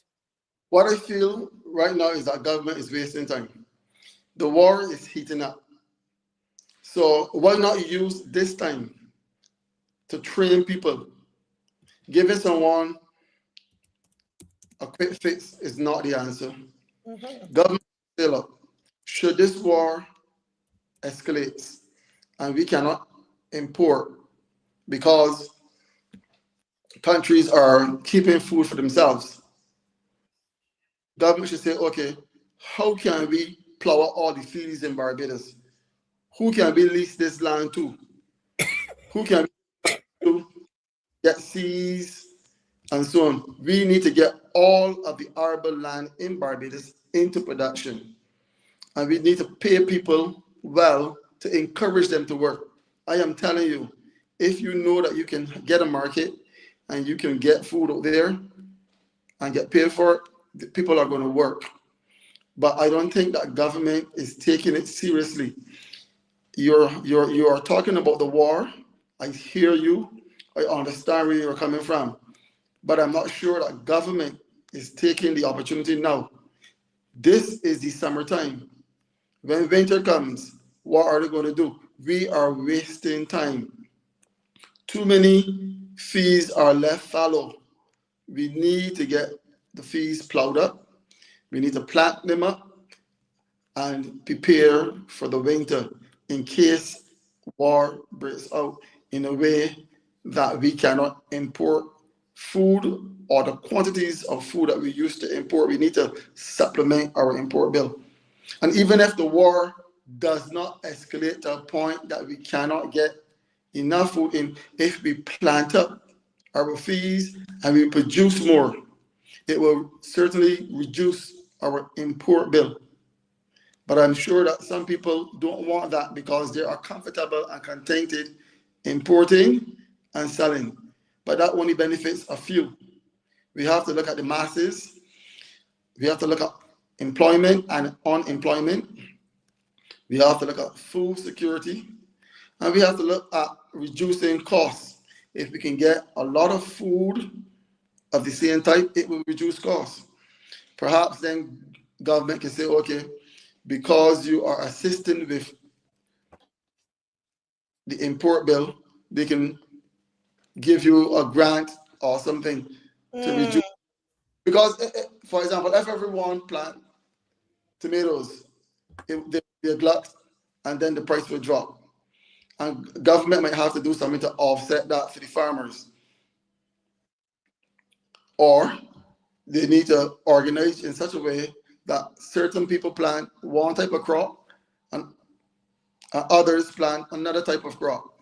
However, government and the private sector, and when I say the private sector, I mean all of those people who are interested in food production must come together with a plan for the medium and long term. No one just look at the short term. This time now, when we have an opportunity to plant, we should be planting it all across this nation. As I said, if this war escalates, don't think that a country is going to share their food with you when they have to feed the people first.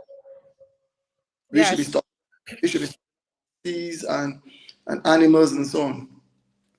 All of that needs to happen, and our farmers, who are those entrepreneurs, should be assisted, should be encouraged, should be, we have to make sure that they are at this point. I mean, I think we're a bit late right now, to be honest.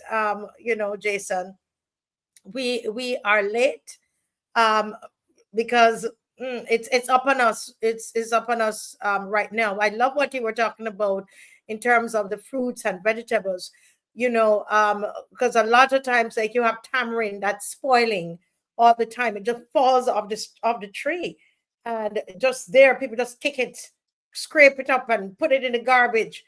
Lots of that. When you have mangoes, mangoes. We had a mango tree that we didn't even know what to do with the mangoes. But if there's some kind of training or some place that you can take them to, or something. So I agree with you. There's just so much that we need to do. Well, Jason, our time is almost done, but it's always a pleasure to talk with you. And I just give you the next couple of minutes to just share whatever else is on your heart. I know it didn't go as planned because you dropped out, and but I think overall we got to touch on a lot of things. What else is on your mind, Jason? Moving away from food now, I want to talk about Spice Down as a name only. There's absolutely no reason, and I said it the last time, I'm going to say it again, I said it on the campaign.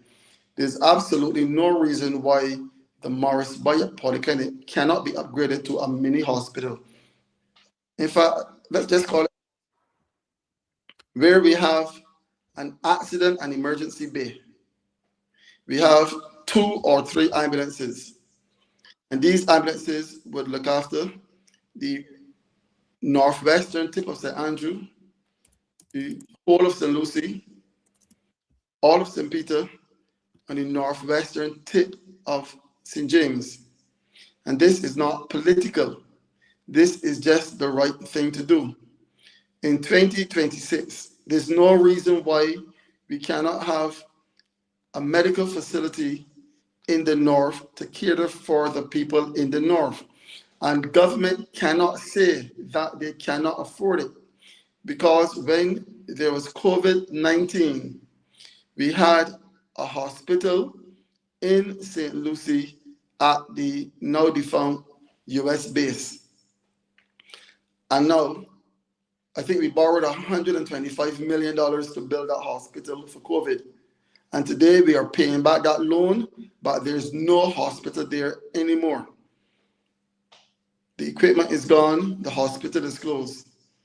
And for crying out loud, government has not given an account of that facility. So they had personnel there, they had the equipment. I am saying to government, I'm saying to this Barbados Labour Party-led government, that if there's a will, if they want to help the people in the north, they could provide a hospital for people in the north. There's no reason why at 3 a.m. asthmatic should have to hold his or her breath, waiting on an ambulance, fighting for their life.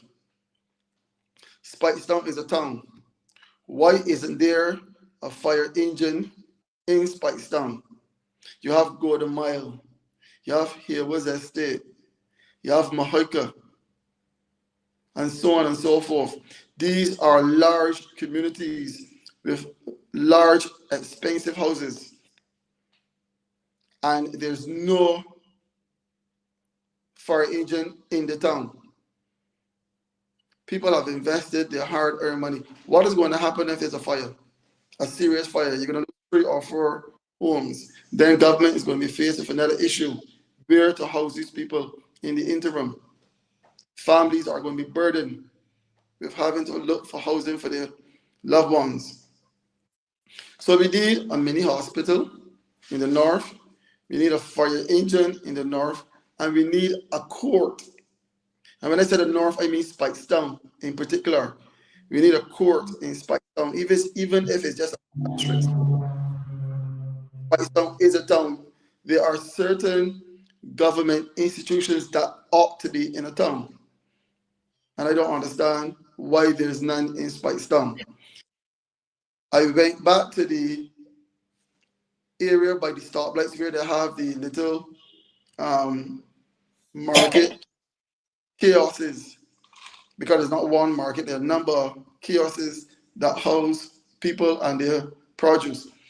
And before the election, I brought it to the attention of the government that these buildings are dilapidated. They are rotten, they are old, they're not fit for purpose. And they pretended to be doing something during the election. Night before, I went back there, and the place is still in the same state of disrepair. You cannot use people for an election. Had I been elected as the member of parliament for St. Peter, whether my party serving as government or I am serving as opposition parliamentarian, I would be pushing tooth and nail to have a market, a proper market, a full building that could house about 20 people, air conditioned. Upstairs will probably have facilities for barbers and hairdressers and nail techs and so on, salons, or small shops or stores.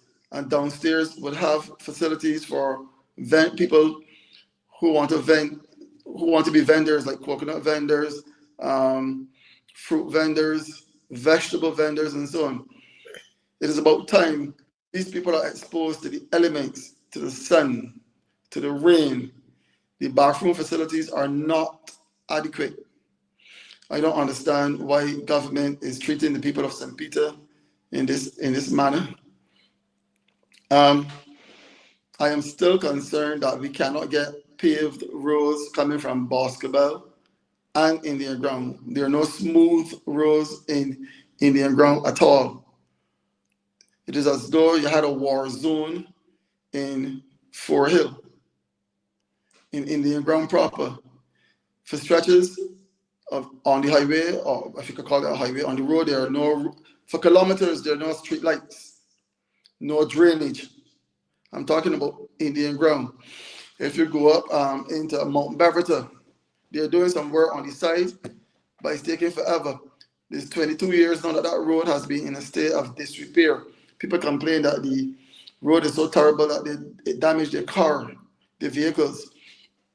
If you drive through rural St. Peter, the sides of the roads need debushing. Perhaps the member of parliament for St. Peter should drive around and look around and see what's going on. And if it means that I have to go back out there with my camera and take videos and bring it to their attention, I will. There are a number of things that need to be done. Another thing that I'm concerned of, if you look at sports, I know time is getting away. We had the Bristol Cricket Club in St. Peter. There's no more Bristol Cricket Club. We would like to have that revived. In Spikestown proper by the bus terminal, there was a cricket pitch on the pasture. Now that pitch has been removed and you only get football playing on that pasture. People who are interested in football, they're asking for the pitch to be replaced on the pasture, the Mahika pasture in Spikestown. That is the pasture outside, just beyond the bus terminal.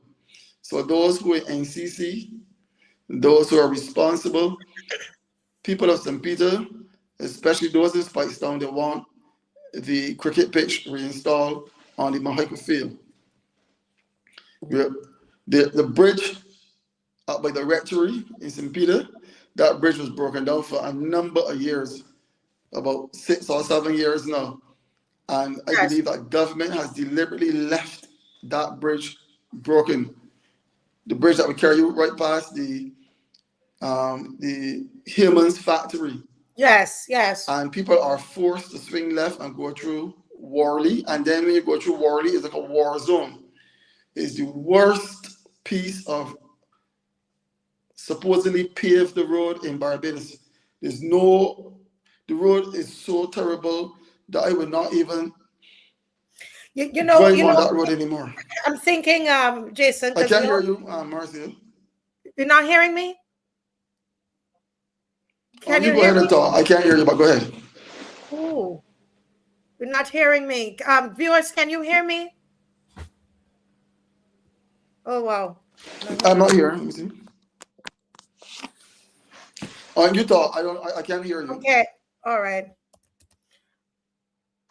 Yeah, just checking to see what's happening there with the probably just the Wi-Fi. Okay, they can hear me. I was saying, you still can't hear me, Jason? I'm not hearing you. Ooh. So what I'll say is this. Can you hear me? Yes, I'm hearing. We have to cut. We have to cut. So I'll say a pleasant good evening to the good people of St. Peter and by extension Barbadians. And I hope to be on next week again and we take it up a notch and have more fun this time. Yes. Thank you again, Marcia. Thank you, Jason. It's a pleasure, a real pleasure. I had a lot of joy tonight seeing all of those, membership forms. God bless you. Bye-bye. Bye-bye. Jason, I tell you, every now and again, you meet these people, one of a kind. And that's how I see Jason Phillips, honestly. And I'm so glad he's a person dealing with entrepreneurship and small business and entrepreneurship. You could hear it oozing out of him. And that's what he does. He's not an area that he's not familiar with. He's a businessman, and so I'm really, yes, First Wizard, I enjoyed this presentation. Really, it's a ray of hope. Well, I have Miss Maxine McLean who's joining us now. Good evening, madam. Good evening. Can you hear me? Yes. Because I checked a message. So fellow, I said, well, when I couldn't hear him, I said, oh my goodness, I hope this thing doesn't go south again. Yes, because yes. I prefer to use my computer because sometimes I want to check something on my tablet as we speak and so on. But Yes. Good evening. Good to hear you. The voice is coming along nicely. Yes, it is. Yes, it is. And I'm getting my teas. I have another set to Yes. get to keep me going. But we've had such an interesting show so far. And I've been I know watching. you've been I got watching home- I got home in time to hear much of the beginning. So much at the beginning. yes. And there's so much, it's so much, because I know there's so much you can talk on. You have something to tell us about the Queen Elizabeth Hospital, but I did advertise something about flyovers, and I have to do something that I researched. Hospital. Just a little bit of something. The hospital is what did I say hospital? Yeah. Right, the hospital. So just give me a few moments and I'm sure you will add on something because, hopefully you can come on later in the week and we delve into flyovers a little bit more. We can start now for sure. Go ahead. Yeah, so we'll do a little start because I did promise the viewers that we're going to talk about that tonight, right? Now, pardon me, guys, but, I am the new kid on the block. So I didn't realize that this flyover idea was not a new idea. Okay. So I do my little research, and I realize I'm sure Miss McLean knows, but humor me, Miss McLean. Just listen a little bit. You can always fill in as we go along. But the idea came out of this Operation Free Flow, right? That occurred early mid 2000s. Right, I went into 2005, 2007. And this Operation Free Flow had to do with the ABC Highway Upgrade Project. And I think I was here by that time, but I don't think I was paying attention. And the plans included flyover overpasses at major roundabouts like, Wildy and Norman Nile. So you have a lot of traffic. Engineering studies were done and presented to government at the time. And the reason I want to actually do this, because there might be a lot of people like myself who they don't understand the history of the flyovers in Barbados. This whole idea of flyovers, that it's not new. Engineering studies were done and presented to the government at the time, which was, I believe, the BLP government, right? And the goal was the same as today, to reduce congestion, improve the flow along the ABC highway, the island's main traffic artery. By 2007 to 2008, so remember the idea started in the early 2000s, right? The cost escalated significantly. And what I found out, guys, is that it went from 60 million.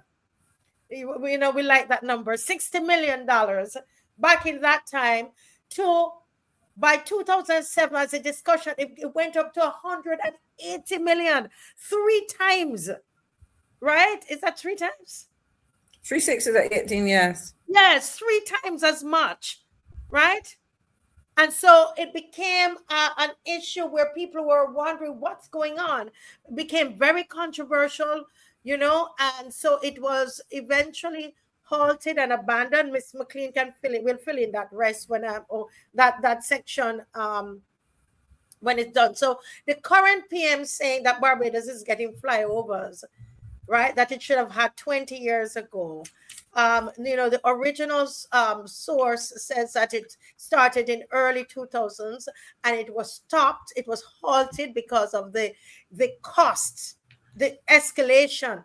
And that also what I found, and I'm giving the nutshell, and we're going to look at this, as I said, a little bit, in more detail. So one, there was a cost overruns, right? Financial concerns were there.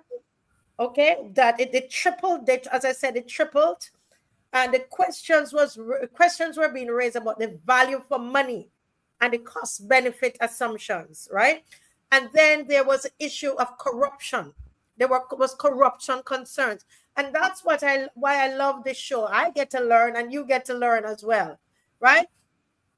There was a whole corruption, you would say, surrounding the procurement process, contractor selection, right? And then there was also engineering and design disagreements.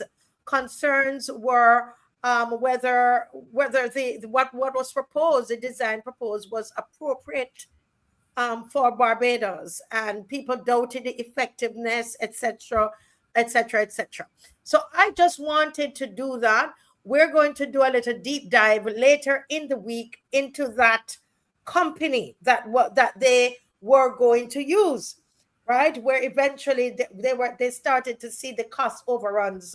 That seemed to be what plagues this administration. But over to you, Miss McLean. You can fill in. I think your background information is correct. As you said, this thing goes back at least 21 years. And I was reading the article here that Dave put up.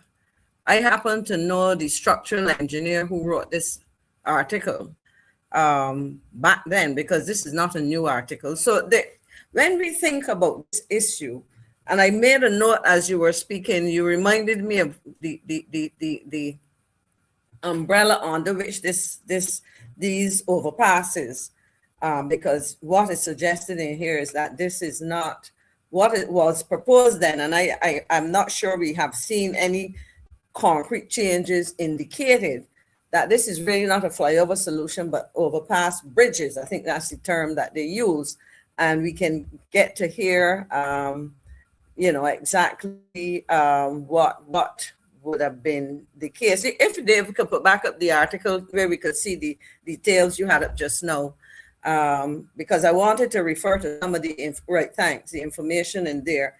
So the question is, one, back then was the initial proposed cost for a solution, let me put it this way, for a solution that did not appear on all that was provided to offer the solutions to the problem of congestion. So for example, if you're talking about Operation Free Flow, we are expecting that if we were spending 60 million in the first instance, but then it tripled to 180 million based on the information you shared, we would expect some flyovers. So let me just read a little bit of what was said here.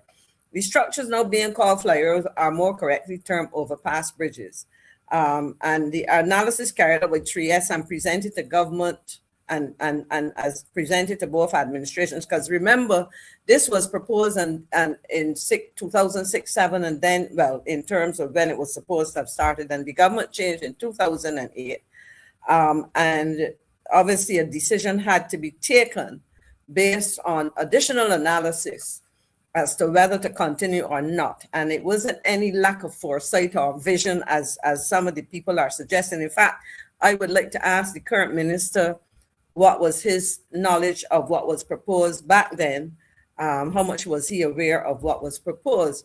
But if you get into this, and I think people can read it, what this article is suggesting is that it was not a proper solution because traffic flows in various directions, east-west, north-south, etc. And the author is suggesting that the congestion would not have been addressed because it did not, however, show that even with the flyovers, gridlock would still exist in the east-west, that is into Bridgetown. And we know that Bridgetown, congestion of traffic into Bridgetown is a major problem. So Marcia, that's one major issue. Are we spending, well, were we spending then, let me put it that way, were we spending then that kind of money to come up with a solution that at best was a partial solution, if a solution at all? That was one of the considerations. And in recent times where people have started to discuss, there's another consideration. Here we are looking to create these above the ground, above street level, overpasses, flyovers, whatever we call it. We do not even properly maintain our road network right now. Think of a road network which is increased or extended or made more complicated by overpasses. And these are properly not properly constructed because there's some suggestions about it. So there's the economic analysis, there's the technical or engineering component inside of there. And at the heart of it, are we coming up with a proper solution? The other concern for me really and truly, Marcia, because we were looking at this in 2007-08, and people were querying whether the issue of land space, you know, how much land space do you want? Because you don't take a flyover, doesn't sit on top and drop down. You're talking about acquisition of additional lands. What has changed in terms of the use of land between then and now? So in essence, were we looking at open spaces that could have been utilized in the construction that are those spaces no longer being available? Will you therefore have to acquire homes, land that is earmarked for something else or that's being utilized? And how does that further increase the cost? Technology now should allow the minister, and I believe the minister is Kurt Humphrey. I think he's the minister responsible, if I remember correct. He's no minister of transport, I believe. Can they show us three-dimensional images of how these things are to work? I am sure that they can come on a program like this or go on CBC television or do a GIS program and show people simulations, realistic simulations of what is supposed to happen in terms of when you build these flyovers, overpass bridges, call them what you may. what will they look like in terms of the physical structures? What will they look like in terms of the movement of traffic? Don't come and tell me that we're going to do this and finish in 18 months. We're not building a road from some part of St. John to another part of St. John, or some road from some part of St. Peter to St. Lucie, or something like this. We are talking about altering the landscape of this country in significant ways. And we are doing so at great expense. And have we, in doing that, have we explored or have we done enough testing and simulation, I use the word again, to be comfortable that what these people are proposing either have been adjusted significantly to accommodate any changes or adjusted significantly to address the concerns that were articulated back 20 years ago. So there are a lot of issues in here, and you know, I am sure like me, you and the persons, all the members of this program, the viewers of this program, the loyal opposition, people want to be convinced that this will not be another fiasco.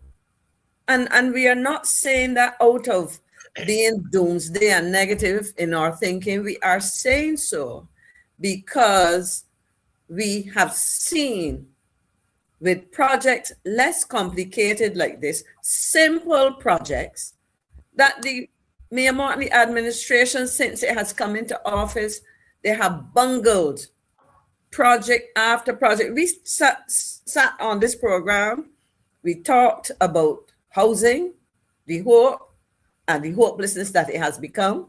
We have talked about the emergency housing that was supposed to have been offering speedier solutions than going to our fellow or sister CARICOM countries, as I would prefer to say, of Guyana, Suriname, and Belize to get hardwood to reconstruct wooden houses, etc., that had been damaged. But yet we have piles of rusted metal. Those are simple projects. Yes. You know, and I want to raise this because you say we'll come to it. Who will be getting this contract? The contractors connected to this project back then, some of the names found themselves mired in legal cases, which did not paint the groups in a very good light. And that is I am being what you will call me, Marcia, being diplomatic. Yeah, but we're gonna go into because we have to. Yeah, not tonight. Not tonight. No, I'm just saying those are the issues that surround this. And as you say, we will investigate that in another program. So basically, when we look at this program, Marcia, what we are saying, and I recommend the article written by former Ambassador John Beale in today's Sunday Sun. I only got to see the article this evening when I came back home because I didn't get to read the paper. But he has also touched on this. And if people want to, they just need to go and do a Google search, and it will take you back to a whole set of discussions. You can go and find the documents in relation to the entity. So there's a lot to be discussed. And trust me, to rush it is to almost see a disaster unfolding before us one more time. One more time, correct. And as we said, we are not leaving this alone, folks. We are going to be on this. We're going to come with the names of the contractors that were there before, and we are going to find out who this contractor is. And Bihoy, you're on it. The fact that they could say it would take 18 months, it means that they must have been speaking to someone. Of course. Or some people. And that's the kind of thinking that we are bringing to this. All right. And we are going to find out. We're going to say who those were, and then we're going to try to find out who these are. Okay. So where it's going to happen, believe me. But Miss McLean, just before the before the calls start coming in, which I'm hoping they will come in tonight. We had such an interesting show, so I'm hoping that you will call to talk about whether you talk about the war and the possibilities of what it can do to your household. I don't want you to tell me nothing about Trump and nothing about Israel and all of that. We're not talking about that because they have already made their decisions. Whatever we think about it, we're talking about our household, our country, our region. All right? Come up with some solutions. Tell me what you plan to do. So the line is going to be open in what? About 10 minutes, Ms. McLean? Yes. Yes. Go right ahead, ma'am. But you know, for a minute, when you mentioned the hospital, I was like, hospital? But I had a lapse. But I want to raise a question because this is something that was drawn to my attention, and I'm asking the question, is there any truth to something that's circulating, suggesting that there is, and I read from the thing that was sent to me, the note, an egret infestation at QEH. And I'll read what was sent to me. It says the zookeeper reports of a growing concern at the Queen Elizabeth Hospital, where thousands of cattle egrets have taken residence. Beyond the noise, the accumulation of feces and potential health risk is a medical environment. In a medical environment are raising alarms. So beyond the noise, they're saying that there's a potential health risk that is raising alarms. Now, my question is whether that is the case. I don't know if you've ever heard cattle egrets taking flight in, when they congregate. First of all, they congregate in large numbers. These are the white, people call them cowbirds. I think, I'm trying to remember what the Bajans. They're called cattle egrets. They call them? Yeah, that is the one that I believe they're talking about, the cattle egrets. Those are the thin white egrets, Yes. on long legs and so on. Now, oh my gosh, if this is a picture of the hospital, that captures what it is. Now, the question is, what has given rise to this? Because those are attracted to areas where you have cows, and so on. Yes, look at it. Oh, I read the article, but to see the visual is frightening. Now think of what they can do. I don't know what they're feeding on in that area, but there's somebody telling us something about it, Miss McLean. Good night. Good night. Can you turn down your device? So turn off what you're listening to us on. Good, perfect. Welcome to the Marcia Week Show. Tell us what you're telling us. Good night, ma'am. How are you, Marcia? I am well. It's great to hear you. No, yeah. Those birds, you cannot park at all. Because don't care where you park, where you go for your vehicle in a mess. It actually wash white. So if you go and park, if your vehicles are black, you guarantee your vehicle coming out white. Oh, this is at the hospital. Not only that, at the hospital. The ward, though. This is what I really call you about the ward. Mm-hmm. I'm not going to mention, yes, I can mention the ward. Go ahead. Hello? Yes, go right ahead. Hello? No. Yeah. I was on a ward, mm-hmm. and a patient was supposed. Can you hear me? Yes, we're hearing you loud and clear. A patient was supposed to get medication. A patient was supposed to get medication, and a particular nurse went to the patient to give the patient medication. Now, the patient already tell me that he don't want this nurse dealing with him because she do not know what she's doing. No, she leave him and went to get another nurse assist with the medication. Now, one, I even brought home the needle because she leave the needle on the patient bed. That's one. Two, she could not even get the medication put into the drapes. Mm. And she were very, very unmanly. And this is a nurse that deals with patients. I do not know how she passed medical school with all the mistakes she did. Because if you were there, you would be surprised. Mm-hmm. And I'm going to tell you, yeah, it was my cousin that she dealt with Okay. on B6. Mm-hmm. Mm-hmm. Mm-hmm. Wow. And I said, I have to let Marcia know about this. Mm-hmm. This is, and patients up there, honey, for nurse, they do not know what is going on with the patient, but they are backing the patient and they pay the patient no money. And you saw that happen, because I know that there are other persons who have been there. And these, and they this is our taxpayer money that paying them. Yes. Yes. I see it live. Mm-hmm. Mm-hmm. Well, caller, thank you for calling and letting us know about it. Everybody's listening. It's not fair to some of the patients up there. Yeah, that's hard on a patient. Thank you for letting us know. And you're telling us also that, confirming that the egrets are there in the tree. We're seeing a picture of them here. You're most welcome. Yes, thank you. Thank you so much. Yeah. Yeah.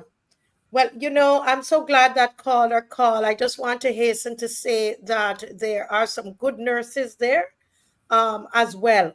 But we do hear a lot of stories coming out of there about just the care. And, we want to have more good nurses than bad nurses. All right. But yes, go ahead, Ms. McLean. I think part of the challenge is that they are understaffed. The hospital continues to be understaffed. And there needs to be an effort to find solutions. Now we hear about the nurses. They also would have lost several senior medical doctors, consultants, senior medical officers. I don't remember all the titles, but that is concerning because. And again, the question is, if we are losing staff, in particular air nursing, because we know across the world there's a shortage of nursing, can't we find ways of supporting nurses with nursing assistants and so on, who can assist in doing some specific things? As I listened to this caller, I was reminded of a conversation I had, is either yesterday or Friday, with a relative who had to have a relative of that person admitted to the hospital, and they were on a private ward, but the person had care. The relative was being cared for at home. Let's say he was being cared for at home, and the recommendation was that perhaps the private nurse would visit and so on. And essentially, the advice was that you should probably continue to have some assistance, because we are working on these wards. And as you would know, at a private ward, there are multiple rooms. And the nurses are overburdened. Now, you would assume that if you are paid privately, those things should not be problematic. Yeah. But we are having, and that leads me to the question: what's happening with the? We've heard about the operating theaters. What's the most recent update on the number of operating theaters that are operational, that are being used? Because you heard of problems. So as I listen, whether it is the flyovers that we were talking about just now, or the QEH, because I tell people, one of the things that we did coming into office back in 2008 was to undertake what essentially was a rescue of the QEH and aspects of the health system. you know, and you go back and you're hearing some of the same problems. Multiple theaters out of use because of all kinds of problems. You know, I don't know.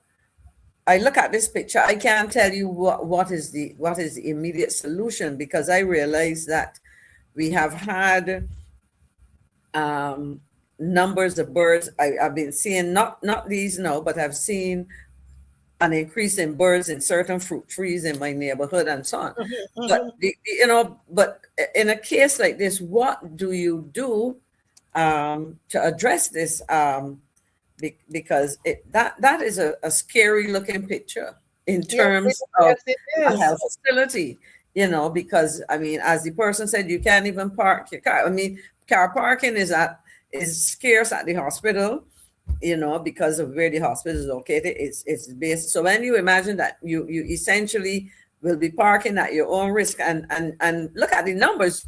I mean, a couple chickens sleeping in your tree can be a problem. So think about when you have literally hundreds of these birds sitting in a tree, and look at the cars right there. I'm looking at the location because I'm very familiar with that, the car park at the hospital. But all in all, it takes me back to my basic question that I would ask: what are the priorities of this administration? Is it about trying to solve these kinds of? But look, they've had to cut down trees, I suppose. I don't know, you know, and that is unfortunate because green spaces are important as well.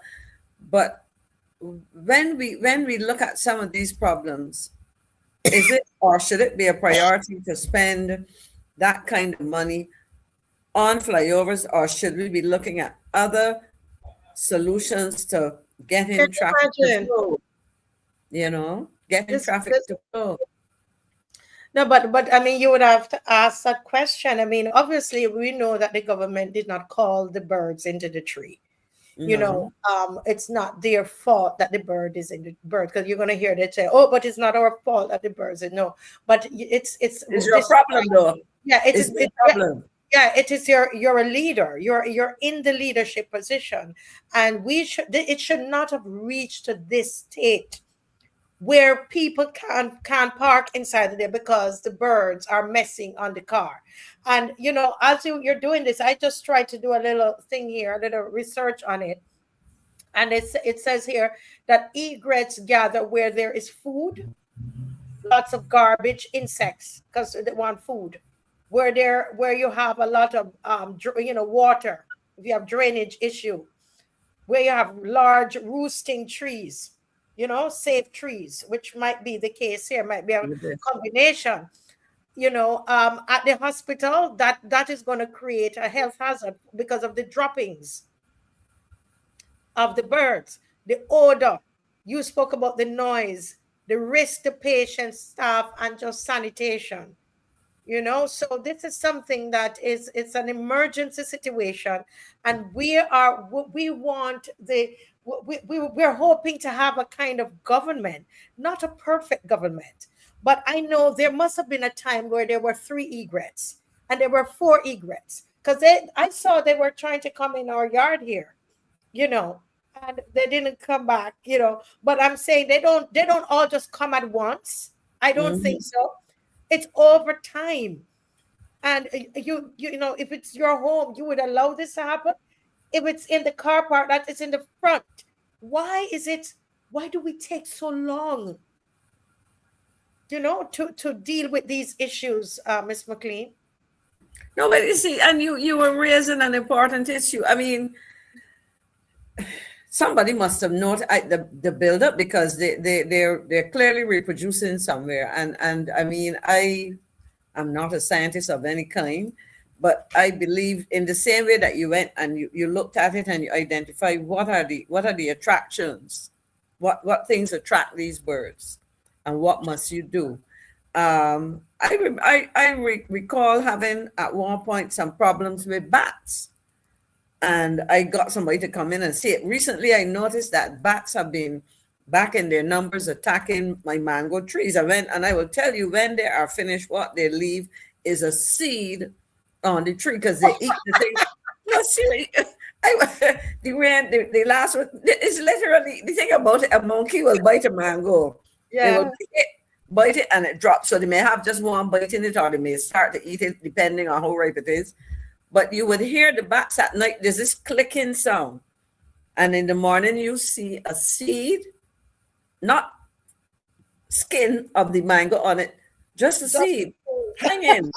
You know. And I might have as if I took any pictures. But my question right away, I've started to ask the question to go back to try to find the gentleman who dealt with the problem I used to have, to find out what is it that I can do about dealing with these kind of issues. So as you said, somebody in maintenance, in I don't know, looking after the grounds, even just as a senior administrator driving into the hospital and parking, did anybody notice the increase in the number of these birds, or did they just come one day and a whole flock of them and just descend on the trees? And even then, because think about it, Marcia, I'm recalling what the lady said. Now, if these birds are in the trees and they're gonna mess up your car, think of what is on the ground, and you walk through there and into the hospital. I'll pause there because I think you probably have a call. I don't know if you were signaling. Yeah, no. I was just saying, agreeing with you, and into the hospital. You know, you walk into the hospital, so you on the soles of your shoe, you are tracking, you know, this feces into the hospital. It may, you know, what happens? I don't know if it dries. What happens with the particles? I'm just thinking of all the possibilities. You have an air conditioning system. What if dust particles, you know, of this gets in? You know, you trample on it and so on. I, as somebody who suffers from what they call allergic rhinitis, anytime I left Barbados and went to certain places for meetings, I can tell you where there were gatherings of many countries. And I wasn't the only one. I had a permanent secretary on more than one occasion. We both came back to Barbados with respiratory tract issues. So I am saying that you may have a situation where in our medical facility, people may be tracking into that hospital particles or something that can, if disturbed, get into your, even from the outside, because if that stuff falls on the ground and it dries and the wind, and it's been very windy. Think about it. We've been having some extremely windy days and nights for the past several weeks, certainly in my neighborhood. And so think about what that can do to the vents of your air conditioning unit. And if you have central air conditioning, you know, and in a hospital, you need to have as clean air as possible, especially air that filters into your operating theaters. Maybe that's part, I don't know, I'm not a scientist, part of the reason why they might have had to shut down some operating theaters. Who knows? I don't. But that's but you know, Miss McLean, this person here, Natasha Hope, says the question is, why are they there? And is it a case that their natural habitat on the island was disrupted? Very good question. Yeah. Somebody says here that what about, is it because of all of this development? Did they disrupt these birds from one you know, from their natural habitat? Because this is not something, it's a fair question, because there's so much happening in town as well. I can tell you what I saw happen. You remember, and this would have been like 2006, 5, whenever it was, that they started the clearing of the site at Paradise for the hotel that is still not completed, that is still not constructed. Yeah. And as a Black Rock person, I remember driving on Highway 1, passing my home, and seeing for the first time what I call the bald spot that was created. But you know what happened soon after that? Monkeys were seen coming all, and they're still around, coming all over this area, you know, because you didn't realize how many monkeys would have been, you know, living in that area, in those trees and so on. And once those trees were gone. So that question about the interesting, because remember we had so you're going to look and see the waterways and so on, because you described the conditions. That they like to be, Yes. And so clearly there has been disturbance. And they will go in search of food. They will go in search of housing. I call it their housing, you know, where they sleep at night and so on. And so it's very interesting because the hospital has always been there, you know, and so, you know, where were they before? You know, where were they before? Were they disturbed? You know, yeah, I think people who would have seen them before can probably look to see the extent to which something has changed in the specific location or locations. Somebody mentioned Graham Hall Swamp. I you know, and what is it? Because they see, well, you know, I'm not sure with the volume, the numbers, the sheer number of birds that, you know, people would see in different locations. But I believe that is in part the answer, that their traditional habitat, it has been disturbed. Now the question is, what is it that is keeping them there? And is there anything that can be done to alter the attractiveness of the location? I mean, because you can't continue to have this around the hospital. You know, it is problematic. And you know, Marcia, these are the simple humbugs that we have to address, because we can get into all the fancy things, but at the heart of the quality of life that the average Barbadian has to experience, these are things we have to focus on, you know. It is very interesting what is happening, and I'm hoping that with us and the other social media persons, I think this was what's the name of this person, Bill News, that you know, thank God for them and whoever else is putting it out on social media, you know, that they would do something about it, because sometimes that's the only way that you know, something is done about it. When you know, people like us, BIM News, whether our show, social media, they, you know, then they will run and do something, and they should, and it's a pity that it has to get to that. Because you must, you as you said, you have administrators, those who are assigned to the hospital. That's your job. Exactly. You know? I mean, that was like, well, I'm happy to see that they've paved it now, but for weeks, there was a massive crater. That's the best way I can describe it, as you turned into this Wanstead Drive. And I said, but we have people, I'm sure the MP passes the area, the people at the NCF. McLean, who just have, you know, hold up a minute there. There's somebody on the line. Just don't forget, you were talking about the NCF, so don't forget. Good night, caller. Welcome to the Marcia Week Show. Good night. We can hear you. Yes, go right ahead. We can hear you.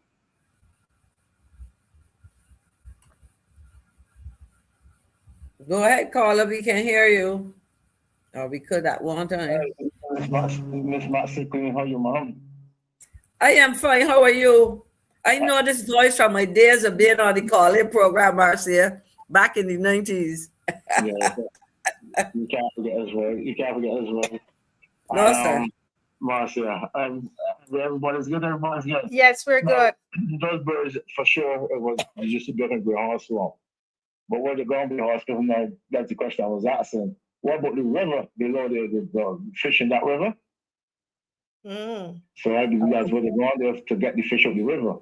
Oh, It's Yeah, so interesting that he's asked that, but when he's finished, I will comment because I passed there yesterday and I was looking at the lush vegetation in the area by the.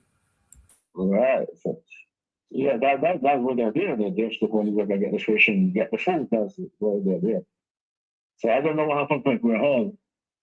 I don't know, but you see definitely the thousands. I don't know where they moved them. Not why they moved them out because the river below, there's fish in that river, and they so improving the river, it will destroy everything. I mean, left the river there before we know what happened there. Maybe everything they were going there, but they go on there to get the fish out of the river. I'll tell you. Okay, thank you, sir.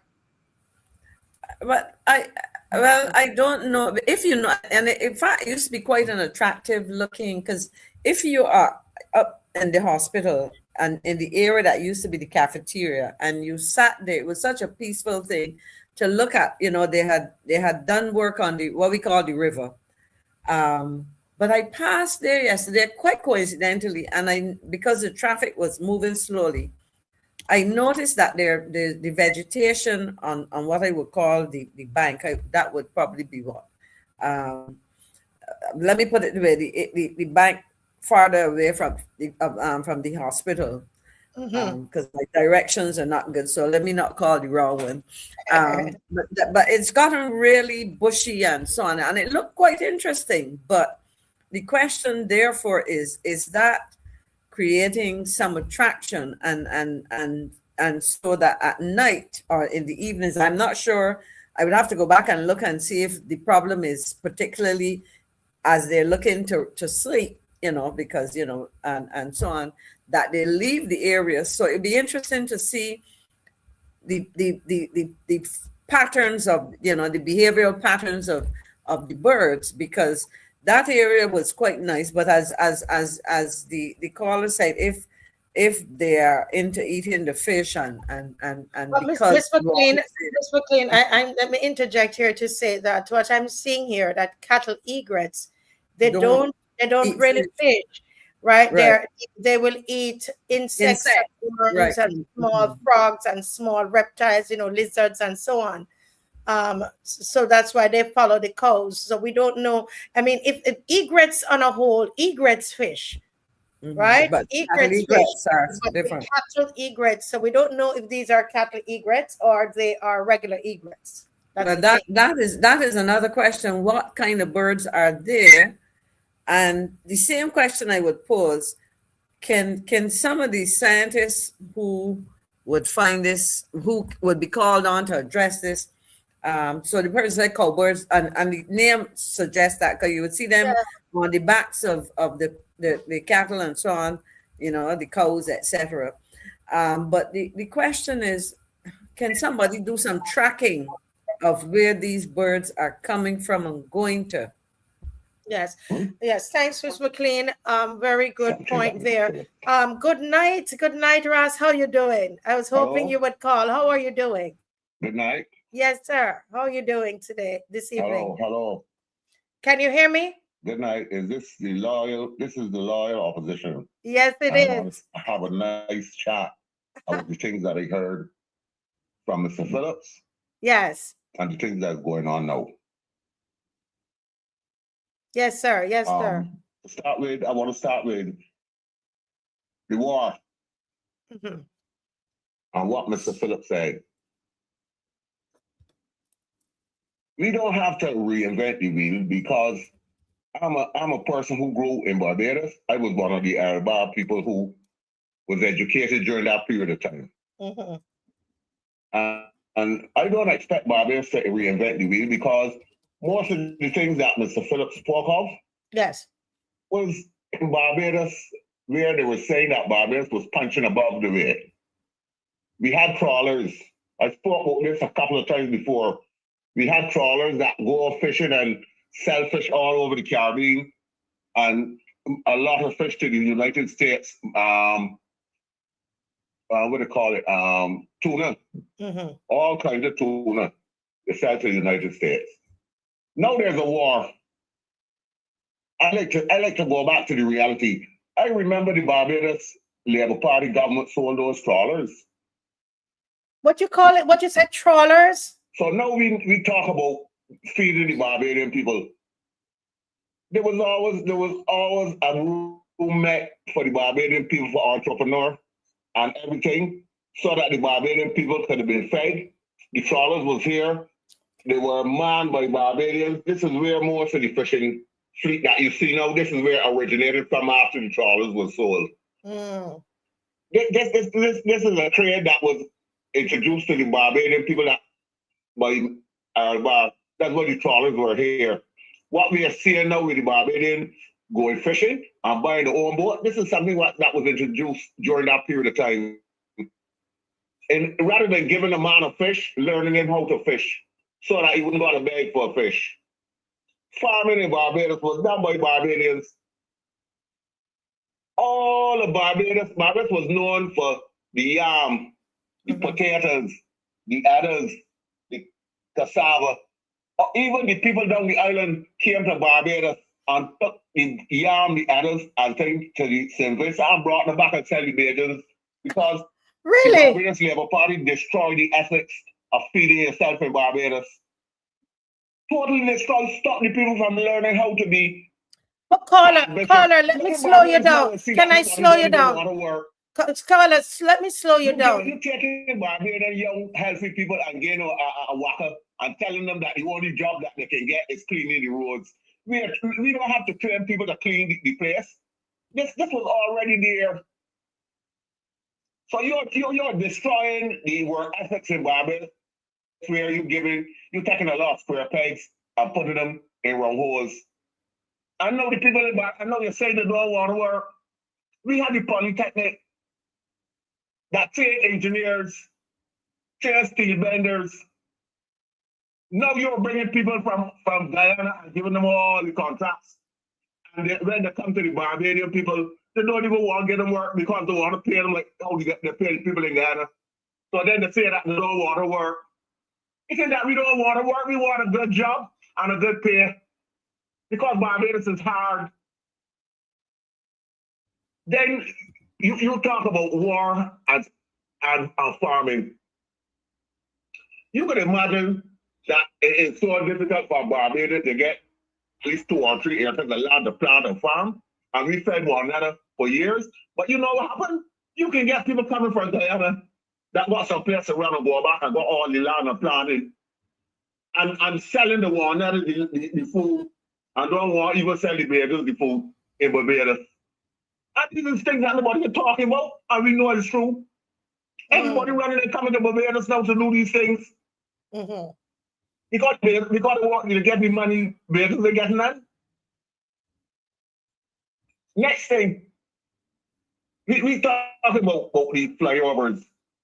We going back to that same government, man.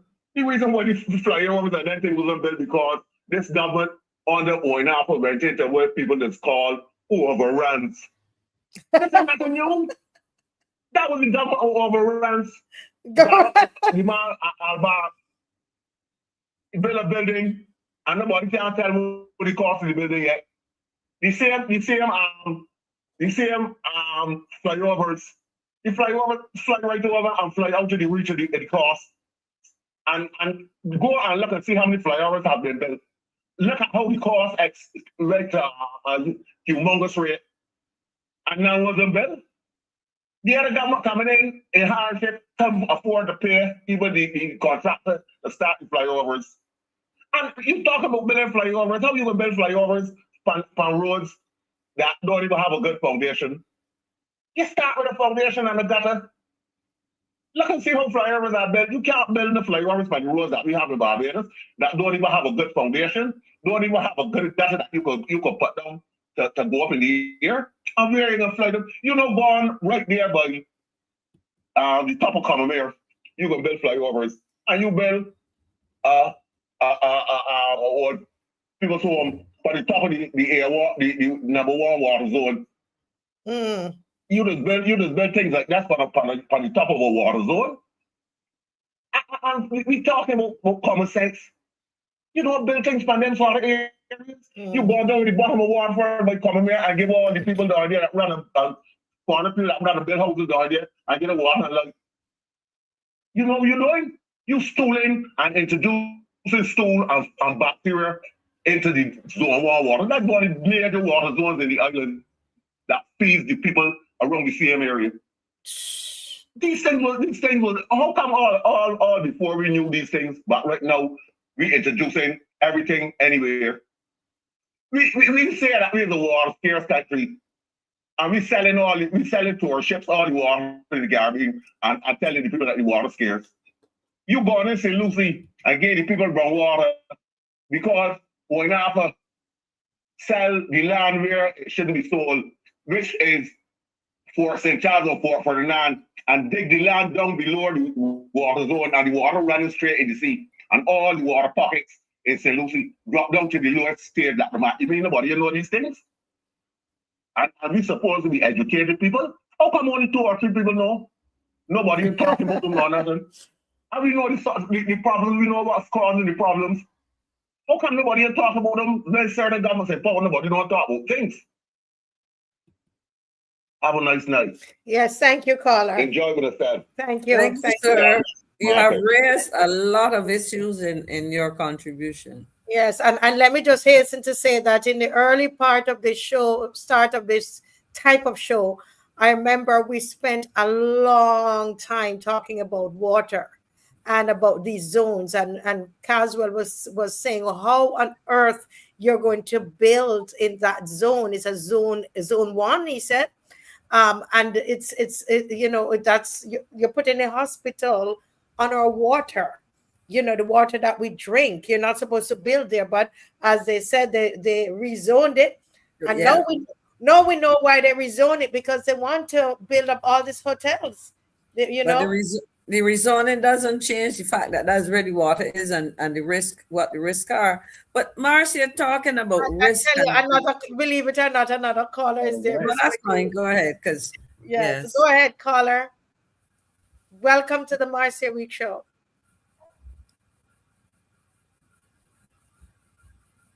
Good night, caller. Welcome to the Marcia Week Show.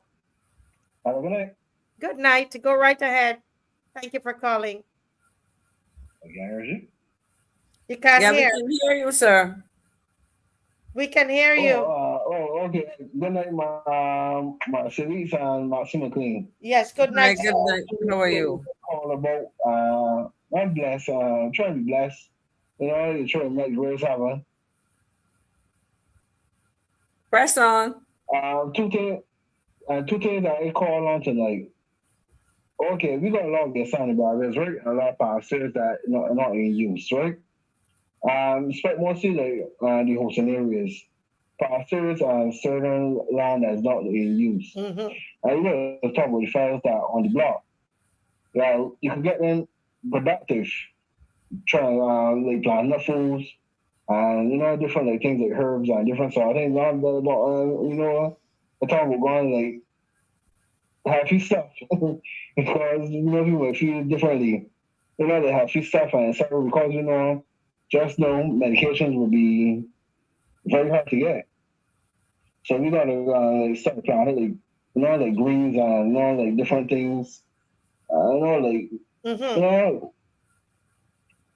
I just say herbs and you know different like things like thyme, margin, etc. Yes, lettuce, vegetables, yeah. That is the start there. So because when you look at it, right, a lot of grown food. That's what we gotta get investing. And another thing, we gotta get invest in fishing boats and etc. Because there are a lot of people, as I say, it's just in the fishing. As a lot of people know that Barbados is a fishing culture, right? Yeah. And a lot of people can fish. I can fish also. Oh, you could? I don't know how to fish. That I get clear off. And another thing now too, right? I think about these birds and etc. Everything connected because we got a lot of seaweed coming in. So basically, you know, right? Well, first it was enough. We were seeing a lot of soldier crabs and etc.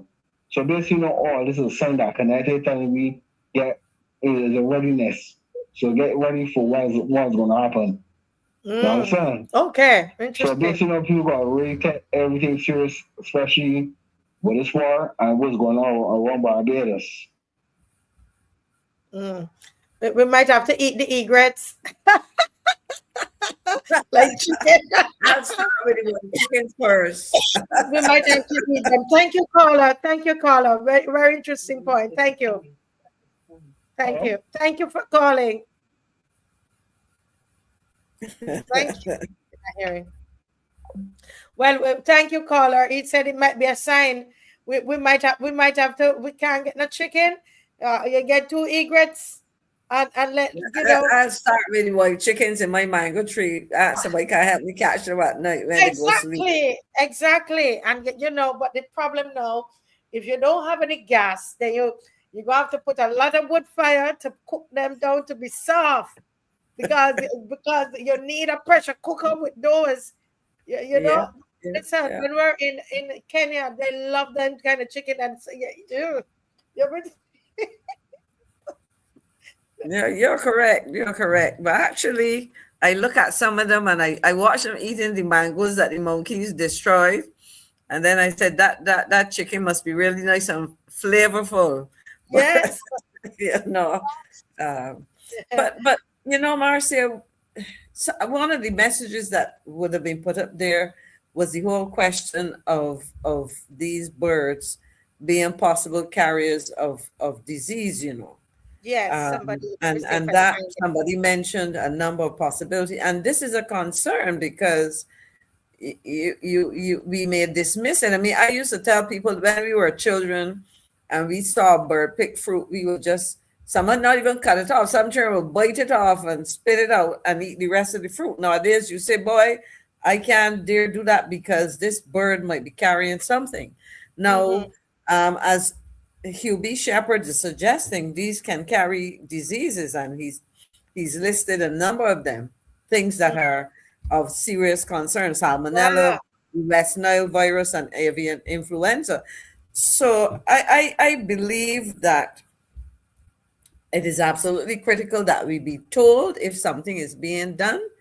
And if nothing is being done, my recommendation is that these birds be studied to understand where they go when they leave those trees, how they're feeding, and so on, because the potential for serious problems is great, But I'm just saying here, Ms. McLean, to add to what you're saying there, that we really need to look into it, because that's why I love the show, because I'm learning while I'm on the show, and as people are posting or WhatsApping me, I'm learning as well.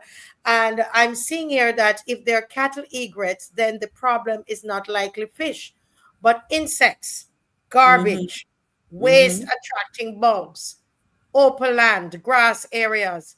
If these are cattle egrets, they're not coming for fish. They're coming for insects and waste. And the question is, where are they feeding? Where are they feeding? Where are they accessing these things? And I know that there are rats over there. I told you, I saw a rat running inside the hospital. Well, if we're having problems of waste disposal and so on anywhere close by, then we can have problems. But it just brings me back to the point I was making. Let us focus on getting the basics right. We're going to talk about spending. Well, I don't know. If to make the point, I'm going to preface the comment about getting the basics right. To say to the Minister of Transport, it is Minister Humphrey. That's my recollection. I heard him speaking.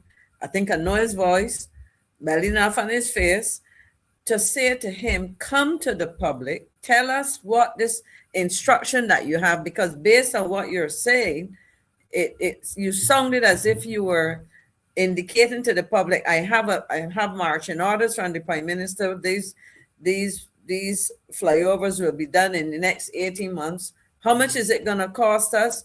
Can we see images of how this thing is supposed to work? Tell us who got the contract. because for a fraction of that, a number of other issues that people were speaking about on this show today and in recent times can be addressed. And one of these things, of course, is the issue of food security. I am very concerned. It is something very concerning. I don't know how long the problem has been there. I fortunately have not had to go to the hospital in the last couple of years. I mean, I have had several relatives pass through the hospital, die in the hospital, and so on. And so I know what it is.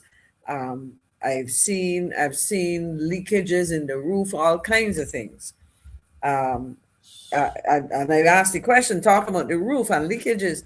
At any time, do these birds fly onto the roof in transit to trees or in transit to wherever they go? Where there? So I think I am thankful for the person who sent me the WhatsApp message, because the more I thought about it, the more concerned I became about the implications of this if it is not properly addressed, because we like to let things escalate and then come and give us a lot of pretty language. And I know the Minister of Health can talk pretty. And right, I make no apologies. I make no apologies to her, because I know she can talk pretty. But because that's what she does. I trust that she will address this. She had a lot to say in other places, and I leave that there. But that's what she does. This is what she does. I cannot. This is supposed to be. I know we're closing, but I just have to say she's one person that I'm extremely disappointed in. Extremely. There's a last caller here. Let me take this last caller. Good night, caller. Welcome to the Marcia Week Show. You are the final caller for the night. Go right ahead. Hello. Yes. Good night, sir. Can you hear me? Hello. Yeah. Yes, we can hear you, caller. Go ahead. Can you hear me? Right. This is the Sherlock from New York. Yes. Okay. I seem to be able to hear you, Miss McLean. So go ahead. Yeah. Yes, go ahead, sir. I called to talk about the flyovers because my expertise, I'm an inspector of structure, the bridges and stuff in New York. Okay. Yeah. Contracted by the state. Now, to design the flyovers, first thing, you gotta, like a building, anything below the ground, you have to evaluate what the ground can handle in terms of weight. That's the foundation, and anything below the foundation. Because if it's like a water area, you gotta put piles. So, everything has to be designed from the bottom up, not the top down. So then you got to design for the wind, the rain, hurricanes, and all that stuff. I don't think Barbados have a code for these things. And I also know that they have engineers there, but I don't think they get work. Or I remember last year you had a gentleman on who paves roads and stuff, but he had to go to Dominica to get work. He designed the area where the planes, we call it now, the runaways, but couldn't get no work in Barbados, and he have machines and stuff. So everything has to be designed. Yeah, you're correct. And that's why we're asking that Barbadians be given the opportunity to see and discuss those things. And you mentioned the foundations. Remember, of course, that Barbados is also in many areas limestone and so on, Yes. And those, and another thing, those buildings that they're building on the West Coast, the sea is right there. The sea is about to take its place. So anything, if you don't go down with pines and stuff, close water areas, you're heading for trouble because we are in a hurricane zone, and that is trouble. So a waste of taxpayers' money, and instead of putting the money into the people's pocket, you know, they're gonna get other people the money. Well, yep. And the unfortunate thing is if the volume, the quantity, let me put it that way, of money is a lot. And for a fraction of that, some other critical issues can be addressed, you know? Yes. Yes. Thank you, caller. All right, that's my take on those flyovers. Okay, well, thank you very much. Marcia was saying thank you. I'm not sure you were hearing her, but we appreciate your call and we hope you will keep listening and, more importantly, keep calling. Over to you, Marcia. Yes, thank you. Thank you. Thanks, Miss McLean. For whatever reason, they're not. But tonight, something going wrong there. But thank you. Call them gremlins. Yeah, but no, this is I find it to be very informative. I have to say I've learned quite a bit on the show tonight, also preparing for the show. And these are the kinds of shows that I like because I'm learning as we go. And Miss McLean, thank you for joining. I got such an energy from that man, Mr. Phillips. Jason Phillips. When he showed all of those forms, membership forms, and have a load of money, a pile of money to bring to the headquarters. That's leadership. That reminded me that, no, Senator Walters, he joined the DLP the day after we lost election in 2018. Yes. And I had to tell somebody when, that he has been there and working ever since then. So to Jason, as you said, he has his own style, which I like. And he is a worker. He's a worker. He is a worker as well. And that's what we need. That's what we need. We need persons who will work, Yeah, that's him. And we have to accept people. This is how he is, with faults and all.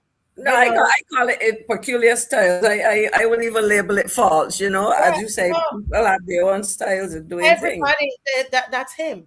And he's effective with authenticity. Yes, authentic.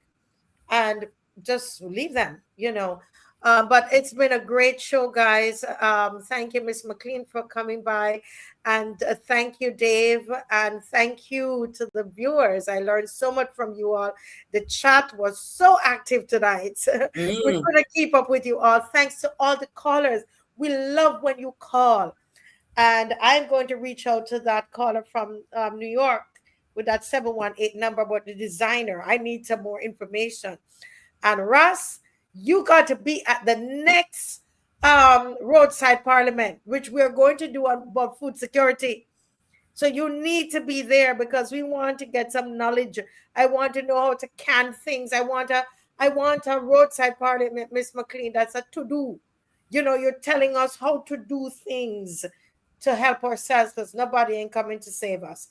Thank you all so much. See you all tomorrow night. And if all goes well, you should have Dr. Ferdinand tomorrow evening if all goes well with his schedule. All right. God bless you. Bye-bye. Thank you. Have a good evening. Yes. Bye-bye.